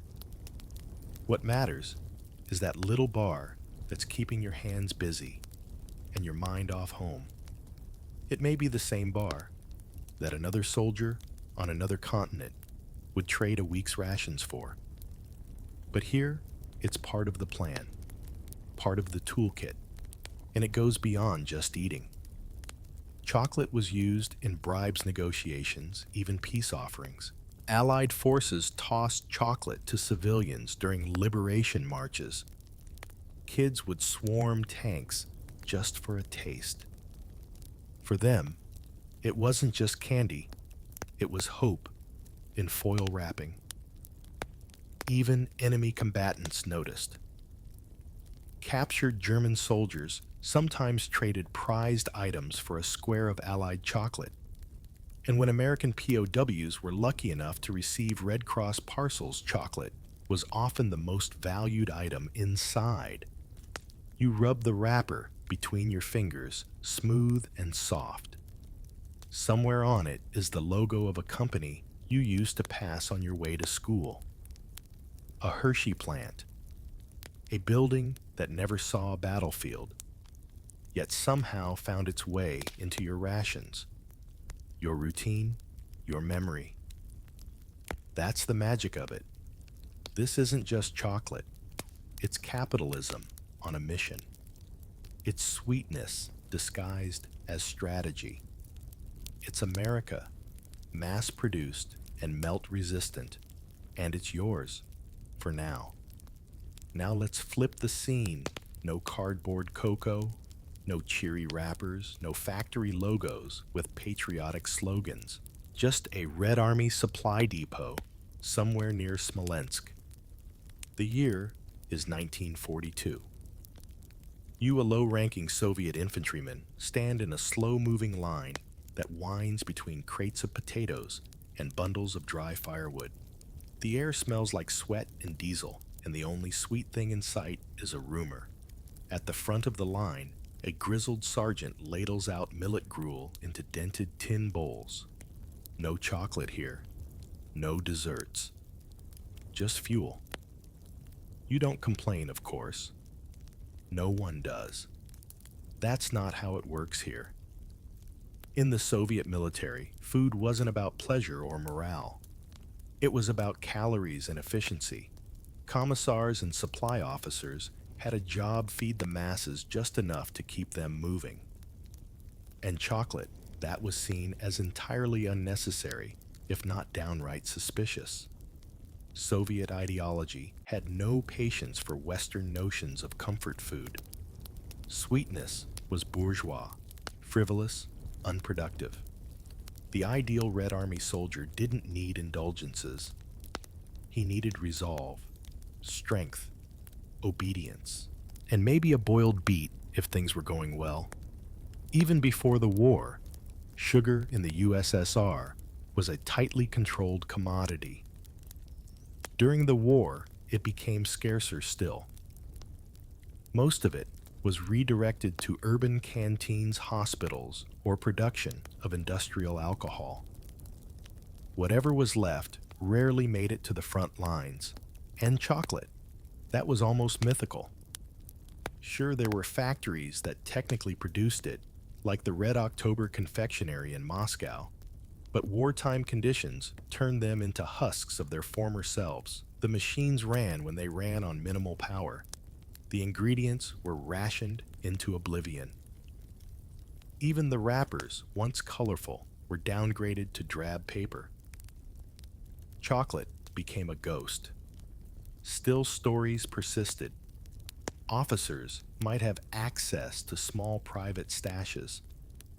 Occasionally, a nurse or supply runner would slip someone a square of dark chocolate wrapped in wax paper, usually scavenged from a care package or a rare delivery from a central depot. These fragments were devoured reverently like religious relics. And yet, you and your fellow soldiers mostly subsisted on black bread cabbage stew, dried fish, and when lucky, a ladle of barley porridge. There were sweets, substitutes, burnt sugar syrup hardened into tiny lozenges or dense molasses bricks that could double as tools. But they weren't chocolate, not even close. Historians still debate how much of this was due to ideology and how much was just logistics. Some argue that the Soviets genuinely distrusted sweets. Others say it was simply a case of prioritization. There were no spare resources for candy when tanks' boots and bullets were needed more. Whatever the reason, the result was the same. Soviet soldiers, even those who'd grown up with factory-made candy in the 1930s, learned to stop expecting it. Chocolate wasn't just a luxury, it was a forgotten word. You watch as the man in front of you scrapes his bowl clean and moves on. Your turn. The soup is hot, thin, and vaguely metallic. You take it anyway. Because here, survival is measured in starch, not sweetness. And still, somewhere deep inside you wonder, what would it be like to unwrap one of those American bars, to taste that strange mix of bitter cocoa and waxy fat? Would it remind you of home? Would it make you soft? Or would it just melt on your tongue and make you feel, even for a second, like something more than a cog in a war machine? Back in the depot, a junior officer walks past, crunching something in his mouth. You can't help but glance. He gives nothing away. But for a moment, you swear you catch a whiff of something familiar, dark roasted sweet. You shake your head and return to your bowl. Probably just burnt barley. The warlike hunger doesn't treat everyone equally. In the tangle of trenches, supply lines, and rank insignias, food is more than survival. It's a status symbol. And when it comes to sweet rations like chocolate, the pecking order is unmistakable. You start to notice it everywhere. The new guy fresh off the boat. He gets the standard issue K-ration, maybe with a tropical bar tucked beside the smokes, but the captain. His parcels from home are practically gourmet real. Hershey's bars, homemade fudge licorice, and if he's lucky, a tin of cookies that still smells like a Midwestern kitchen. Even within enlisted ranks, there's a quiet hierarchy. Medics sometimes get better rations, more stable locations mean fewer lost crates. Engineers, too. Meanwhile, frontline grunts often open a can only to find it frozen solid dented or mysteriously missing the chocolate component entirely. Who took it? Doesn't matter. Everyone has theories. No one asks twice. And don't forget the Allies. British troops have their own versions of rationed chocolate, often less sweet than American bars, but more consistent. Canadians, Australians even. Free French units receive different brands, different flavors. Swapping becomes common. If you're stationed near another unit, chocolate becomes a diplomatic tool. Trade a British Cadbury square for an American gum packet. Done. Throw in a cigarette. Now we're negotiating. But the real winners, oddly enough, are the pilots. Airmen's rations often include bonus treats, extra sugar, quick energy foods, and yes, better chocolate. To keep your spirits up, someone explains. Or maybe because there's less space for full meals in a cockpit and every calorie has to count. Then there are the Red Cross parcels. Officially, they're for POWs, wounded soldiers, and select frontline positions. Unofficially, they sometimes accidentally end up in the hands of those with the right connections. Inside, along with socks, playing cards, and toothpaste, are tins of real cocoa powder and blocks of milk chocolate. If you're lucky enough to receive one, you guard it like treasure. If you're very lucky, you share it, but only with people you trust, not to steal it in your sleep. Historians still argue over how evenly these luxuries were distributed. Some records suggest that American rations were mostly standardized. Others point to widespread informal swapping, bartering, and even black market exchanges. After all, what good is a war ration that nobody wants? Meanwhile, on the Soviet side, there's no such thing as a chocolate hierarchy because chocolate rarely exists, but there is still a food chain. Officers get better bread, fresher vegetables, sometimes even meat. The rest of the ranks, they eat what's left, and if there's any sweetness to be had, it flows downward only in crumbs. Once, during a brief lull in fighting, you overheard a Russian officer laugh over a package from home. Inside was a single piece of chocolate wrapped in wax paper. My daughter found it in a shop queue, he said. Took her 2 hours. He snapped it in half and gave the rest to his driver. A rare gesture, but also a reminder of how tightly sweetness is rationed by rank, by favor, by chance. Even among POWs, chocolate plays a role. In Axis camps, Red Cross parcels delivered chocolate to Allied prisoners, though guards often pilfered the best parts. Some prisoners saved their bars for weeks. Others traded them immediately for shoes, razors, or even information. In captivity, sugar becomes currency.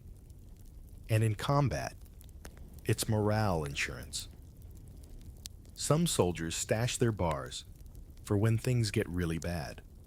Others eat them all at once, unable to resist. You've learned to ration your rations 2 bites now, the rest later. Always later, just in case. You lean against the trench wall, eyeing your own supply. There's a bar left in your inner pocket, half soft from body heat. You think about your sergeant who hasn't had one in days. Maybe he gave his away. Maybe his was swiped. You break your piece in two quietly. Tomorrow, you'll hand him the other half, because here rank may decide what you get, but kindness decides what you give. Later that evening, as the dusk settles and the air smells faintly of burnt diesel and cold mud, you hear the quiet rustle of deals being made. It's not about orders or tactics. It's about chocolate. Cigarettes too, but tonight chocolate is the hot item. A corporal has an extra bar from his parcel. Word spreads fast. Within minutes, a little cluster of helmets gathers around him like moths to a lantern. Offers fly in the low murmur of trench code. 3 smokes for half. I'll toss in a tin of ham. What about my wristwatch? Someone jokingly offers their clean socks. No one laughs. In wartime, sweet things become more than cravings, they become currency. Soldiers trade rations constantly. A man who hates peanut butter becomes a valuable ally to someone with extra biscuits. A chocolate bar can buy you favors, better watch shifts cleaner, dugout space, even a spot closer to the heater. The economy of the foxhole runs on trust, timing, and treats. Historians still argue just how organized this barter system became. Some suggest entire underground networks formed improvised black markets with ration brokers and designated traders. Others think it was more spontaneous, soldier-to-soldier exchanges built on need and camaraderie. The truth is probably both. Desperation breeds creativity. The best trades, though, happen between armies. Sometimes, Allied units find themselves stationed near locals or even defectors. Chocolate becomes the olive branch. In one French village, a GI famously traded a Hershey bar for 3 eggs and a kiss on the cheek. In another, a Belgian child handed over a map of minefields in exchange for a box of chewing gum. Even across enemy lines, chocolate crosses boundaries. A truce day in Italy once led to German and American soldiers sharing sweets across a ravine, tossing them like frisbees over the rocks. No one talks about it officially, but those who were there remember. War bends rules. Sweetness softens them. On the Eastern Front, it's harder. The Red Army has little to spare, and Soviet chocolate is more myth than meal. But when they overtake German supply lines or liberate towns where Red Cross parcels had arrived, Soviet troops sometimes find candy left behind. It's hoarded, of course, traded, sometimes even melted and reformed into makeshift sweets. In rare cases, shared. One story from a Leningrad survivor tells of a single chocolate bar discovered in a bombed-out train car. 10 soldiers cut it into even slivers, melting each piece into their tea for flavor. It wasn't much, but it was something warm, something soft, something human.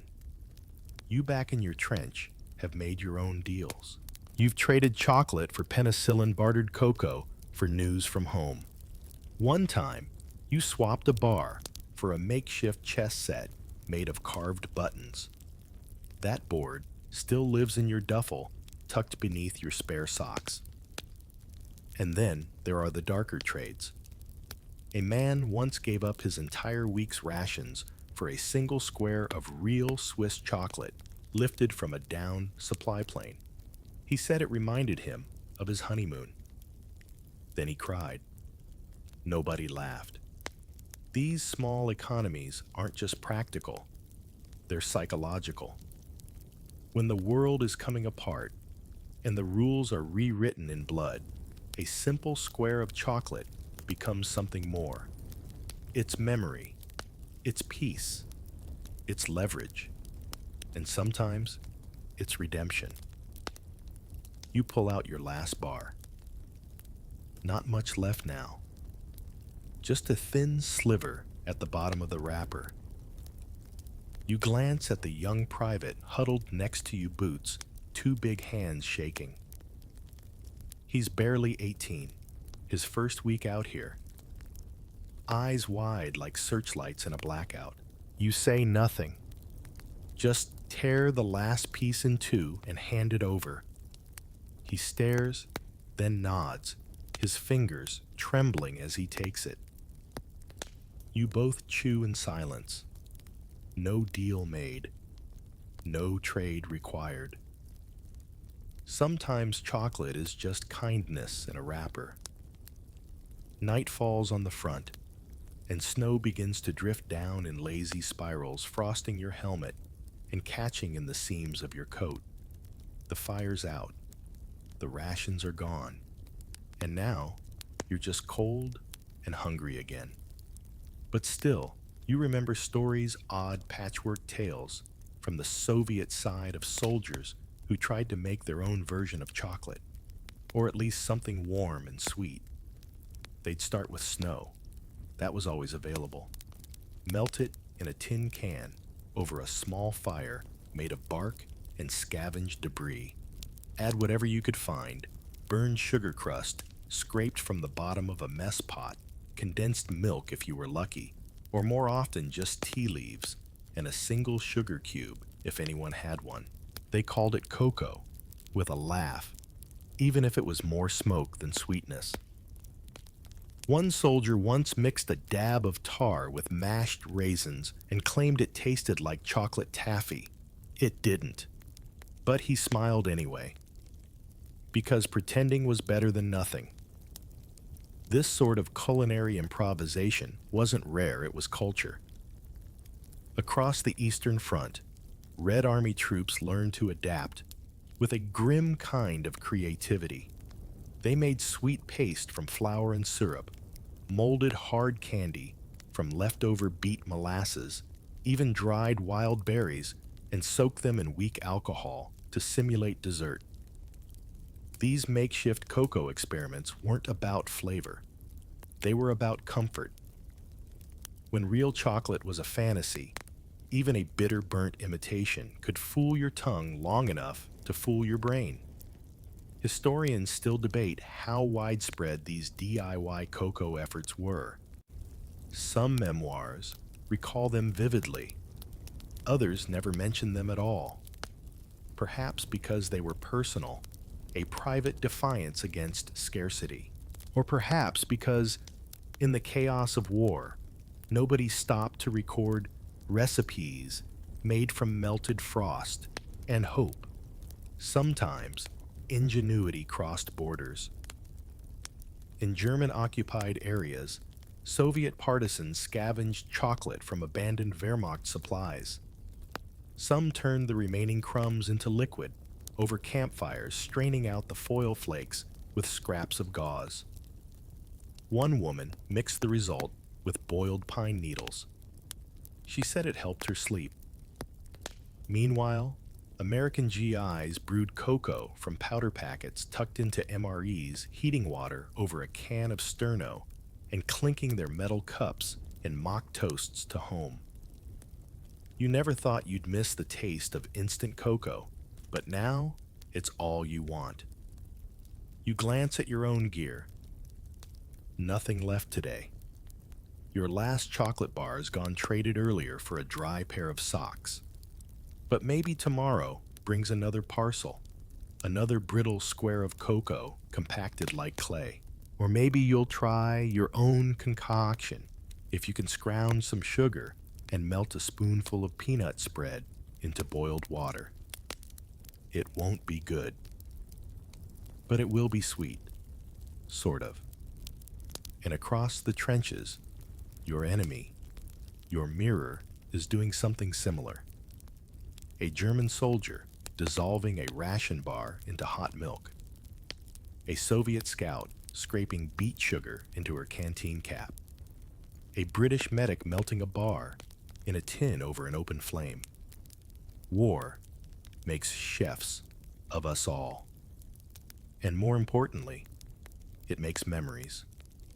You still remember the one time a civilian woman handed you a small wrapped piece of chocolate through a shattered window in France. She didn't speak English. You didn't speak French. But that square, soft, dark homemade tasted better than anything from a U.S. ration tin. Not because it was finer chocolate, but because it was offered without trade.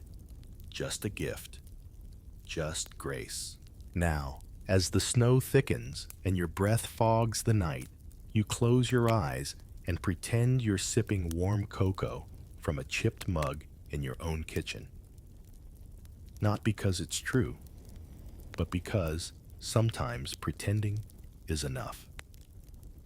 The next morning, there's a ripple of excitement through the camp. A new delivery. Parcels from the Red Cross. Some marked with names, others just general distribution. You gather with the others, boots crunching in the frost breath, fogging in the pale sunlight. There's no guarantee you'll get one, of course, but the possibility is enough to spark life in tired limbs. And then it happens. A sergeant reads out names. Yours isn't among them, but he opens one box marked shared.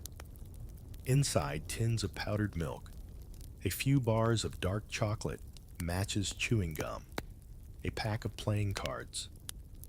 It's Christmas in a crate.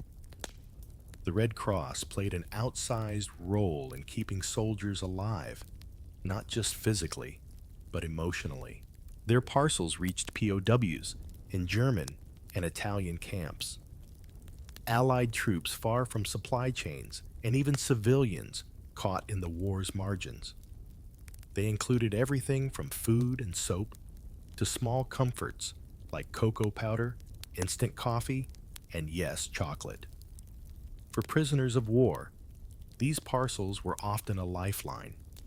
Captivity meant strict rations, little heat, and a gnawing uncertainty that ate faster than hunger ever could. When a Red Cross package arrived, it was like receiving a piece of sanity.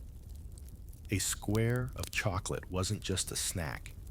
It was proof that someone knew you were still alive. Of course, not every parcel made it. German guards sometimes confiscated items, selectively distributed them, or sold off the contents on black markets. Soviet POWs in particular were far less likely to receive these parcels due to strained political relations and logistical nightmares. Many never even knew the Red Cross had tried.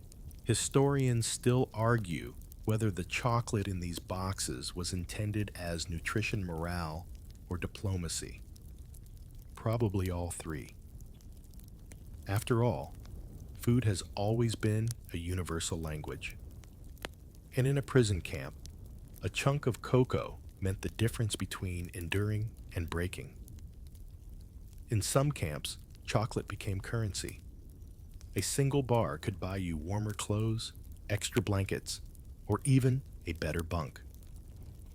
Other times, it was the centerpiece of tiny underground feasts, shared in silent ceremony among men who hadn't tasted sweetness in months. On the Eastern Front, the concept was alien. Soviet soldiers captured by the Germans were often starved, denied parcels, and subjected to horrific treatment. The Geneva Conventions were more paper than practice in those camps.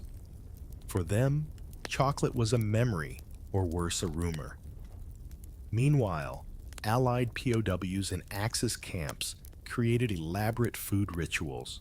They read old recipes aloud to each other, imagined meals, and saved chocolate until their birthdays or Christmas. One British pilot recalled melting a whole bar just to smell it longer. Another traded his for a pencil to write a letter home. And even outside the wire, these parcels mattered. Field hospitals received them. Remote garrisons, too. When a Red Cross crate was opened, soldiers leaned in as if unwrapping sacred relics. Back in your trench, you and a few others gather around your shared loot. You break the first chocolate bar into equal pieces. It's darker than the D-ration stuff, softer, smoother. As you press a square to your tongue, it melts like it remembers how. The kid next to you closes his eyes. Tastes like Easter, he whispers. You nod. No one speaks for a while. The chocolate doesn't last long. It never does. But it changes something. For a few minutes, you all sit there, not as soldiers, not as pawns in a map room strategy, but as people. Just people. Quiet. Together. Then someone jokes about trading the gum for socks, and the moment breaks. You laugh. It's good to laugh. One chocolate bar. 15 minutes. A whole war softened briefly. The first time you hear the story, it sounds like a fairy tale, told in a foxhole. American planes flying overhead, not to drop bombs, but chocolate. You chuckle at the absurdity. Aerial sweets. Come on. But then someone swears it happened. Swears they saw it with their own eyes over Normandy little parachutes made from handkerchiefs carrying Hershey bars and gum packs fluttering down like candy-colored snow. Turns out, it's not a joke. After the Normandy landings, as villages across France were liberated, American pilots began dropping small bundles of treats to the children below. It started informally, individual airmen, tying candy to bits of cloth, tossing them from the cockpit windows of cargo planes as they flew supply runs. The gesture grew. Locals called it chocolat des ciel, chocolat from the sky. It wasn't long before the military caught on and formalized the operation. Dubbed Operation Little Vittles, it became part of the broader Berlin airlift after the war, when American pilots continued the tradition during the Soviet blockade of West Berlin. But the roots were already there in 1944. Sweetness as strategy. These drops were more than PR. They were moments of humanity. Imagine being a child in war-torn France, your town still scarred from shelling, and suddenly sweets fall from the heavens. For many kids, it was their first taste of chocolate. For others, it was the first time they saw an American soldier smile. Historians still argue whether these candy drops had military value. Did they really improve civilian relations? Was it a waste of supply weight? But ask the people on the ground, and the answer is always yes. Because sometimes war isn't won with bullets. It's softened with generosity. On the Soviet side, such gestures were unheard of. The Red Army wasn't in the business of airdropping candy. Their presence when liberating towns was functional, sometimes brutal, often hungry. Civilians welcomed them as liberators, yes, but with caution. There were no sweet drops, no parachuting sugar. Just silence, boots and orders.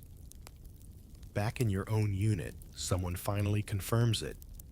Saw it over St. Lo, he says.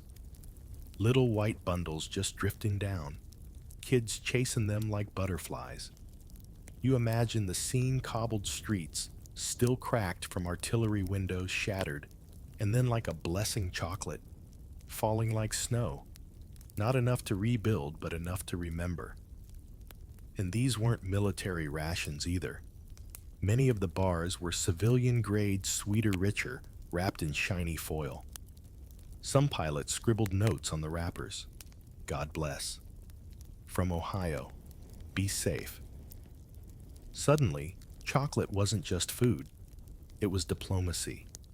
A sugar-coated flag. You press your own bar to your lips now, not airdropped. Not handwritten, but still warm from your pocket. For a second, you wonder who packed it. Some factory worker back home, a Red Cross volunteer, a girl in a candy shop in Kansas who tied it up with string before sending it off to the troops. Someone somewhere made this happen, so that you hungry, cold-tired, could have 5 seconds of sweetness. That's not logistics. That's love mass-produced. And maybe that's what those kids in France felt too.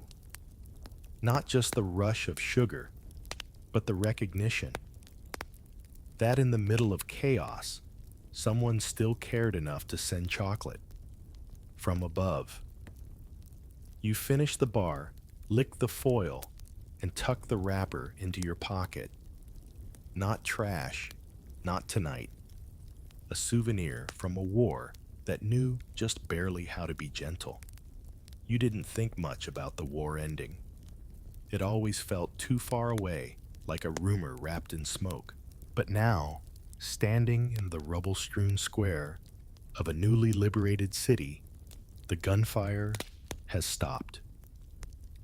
The tanks idle quietly, and in the distance, a few civilians gather cautiously around a truck. A Red Cross worker is handing out parcels. Among the crowd, you notice something odd. Expressions you haven't seen in months. Not just relief, not just hunger, awe.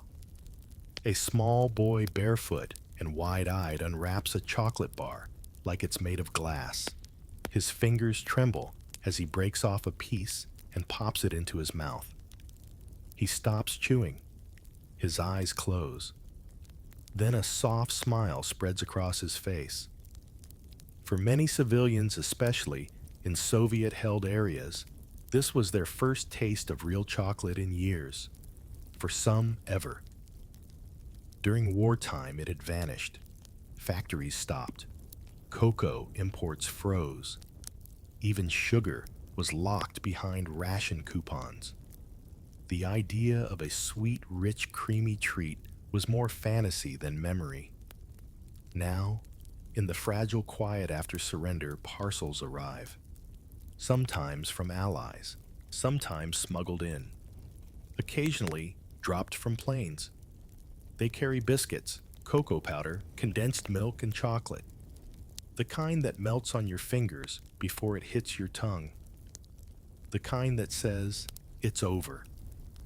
Historians describe this moment as bittersweet, literally and metaphorically.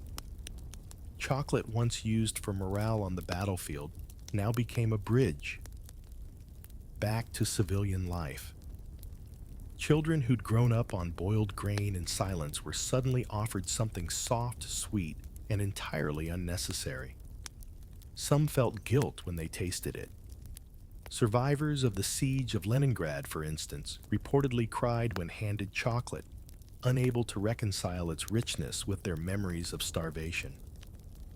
Others hoarded their bars, refusing to eat them, preserving them like relics.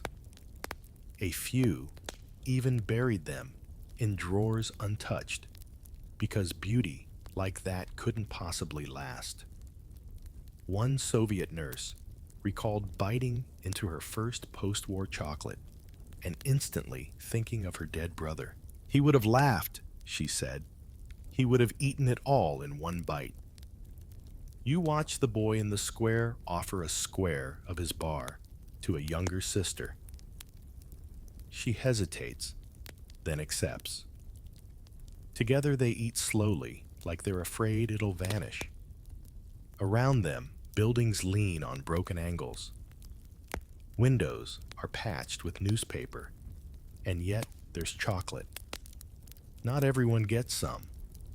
Not yet. But it's coming. A signal that maybe, just maybe, the worst is behind. And for you holding your own small bar, it hits differently now. It's no longer just a ration. It's not a trade chip. It's peace. Crumbly, melty peace. You take a bite. It tastes like home. You've heard the jokes, of course, sugar makes the bullets fly straighter. Or a candy bar a day keeps the existential dread away.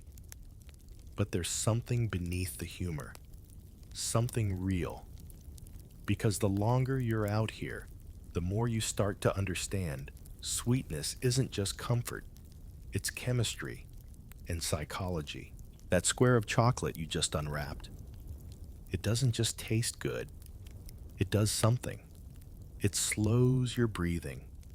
It softens the sharp edges of panic. It warms your insides in ways coffee never could. You've seen it happen over and over again. A man shaking from shellfire takes one bite, and suddenly he's blinking slower, talking steadier. Chocolate is full of things scientists love: phenylethylamine, theobromine, a touch of caffeine. But back then, most soldiers didn't need the Latin. They just knew it worked. One bite steadied the hand. Two helped you walk back into the dark. Historians still debate how much of this was chemical and how much was placebo. But try telling that to the man who's just wiped blood off his sleeves and can't stop thinking about home.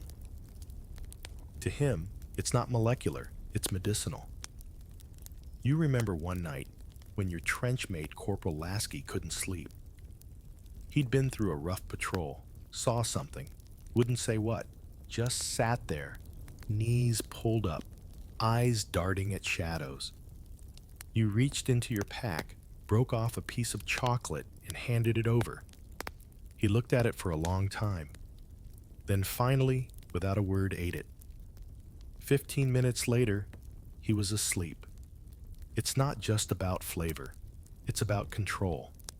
When everything else is chaos orders, shifting maps, changing friends, disappearing, a small predictable square of chocolate reminds you that something still obeys the rules.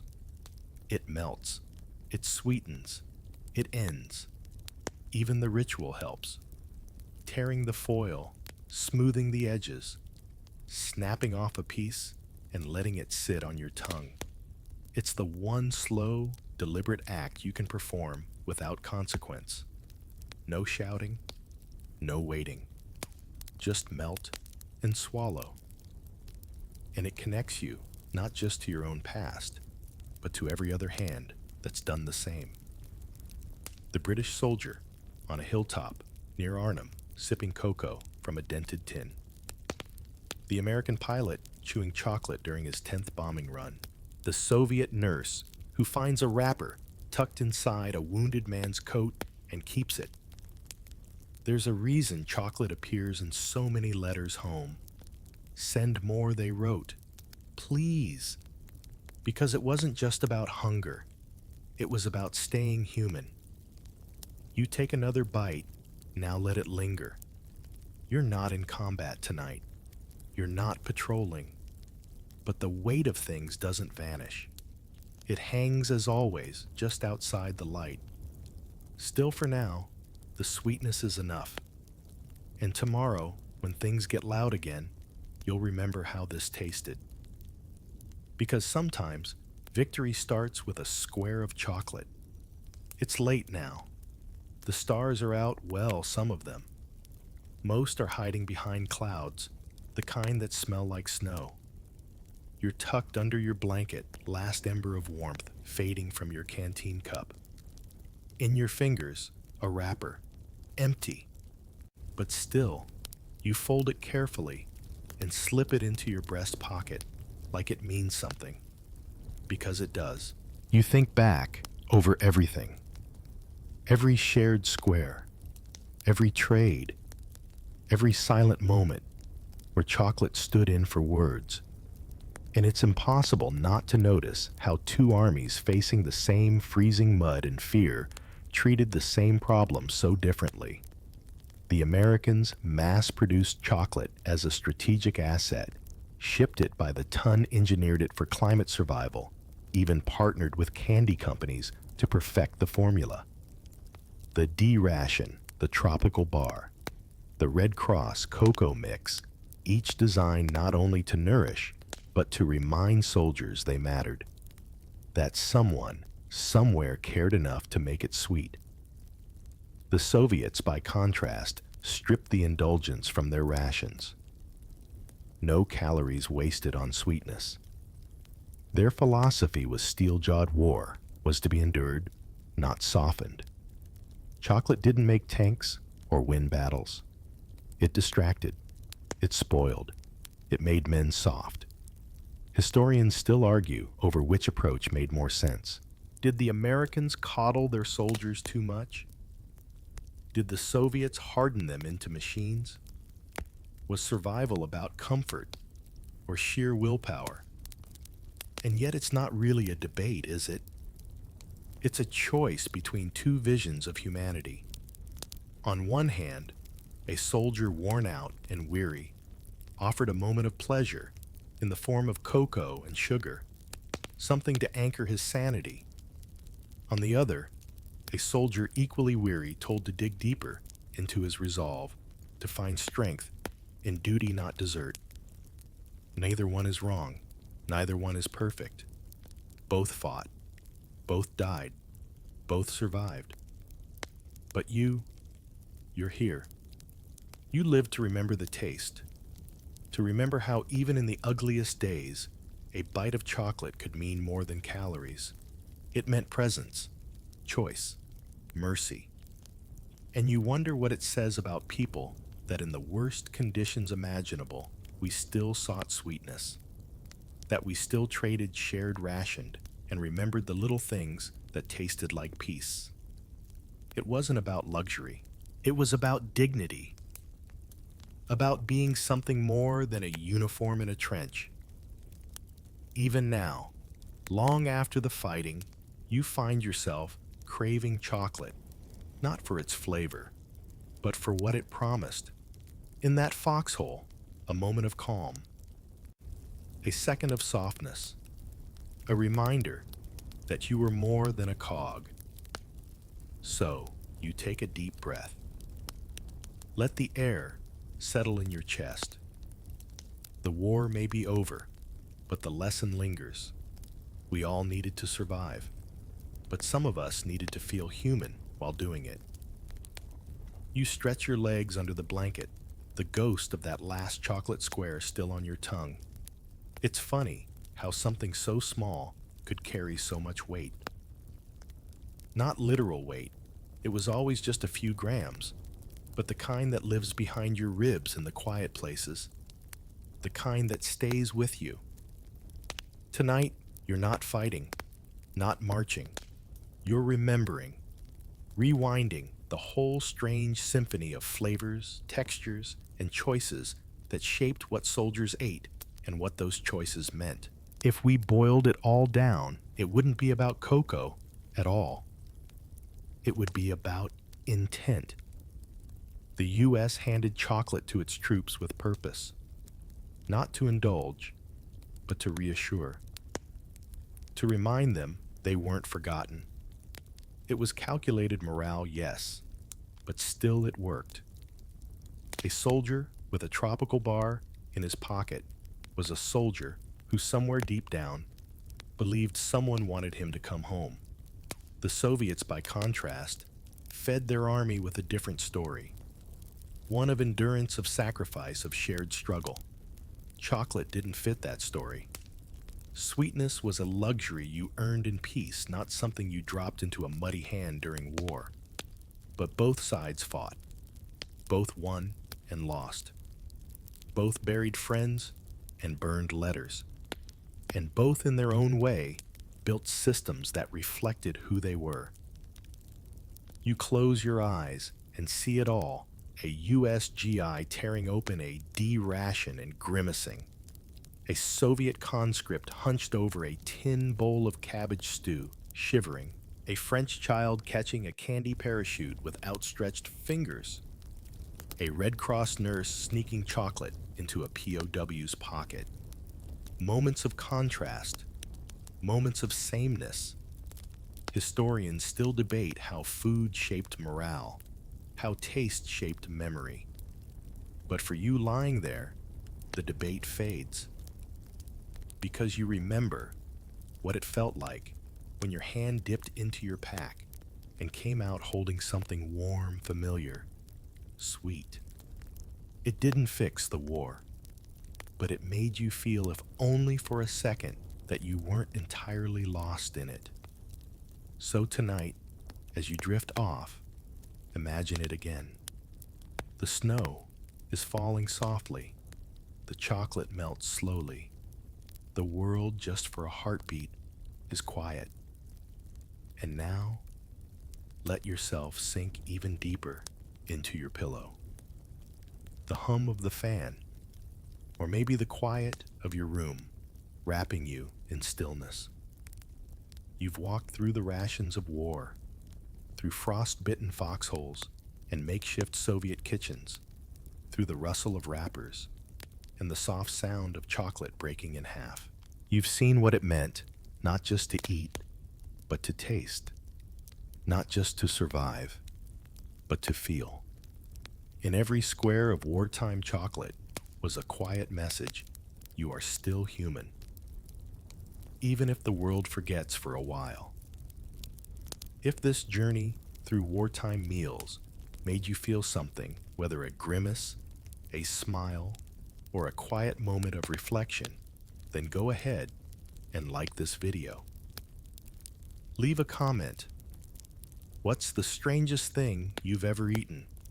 Or the food that reminds you most of home?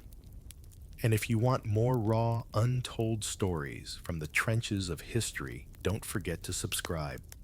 There's plenty more on the menu. Let your breathing slow. Imagine yourself in the gentle half-light of dawn, a mug of cocoa cradled in your hands. Boots finally dry, no orders for the day. Just the warmth, the sweetness, the calm. Let that sensation settle over you now, like snow on the shoulders of memory.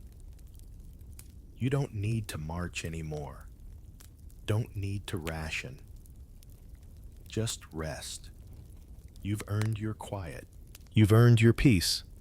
Sleep well, soldier.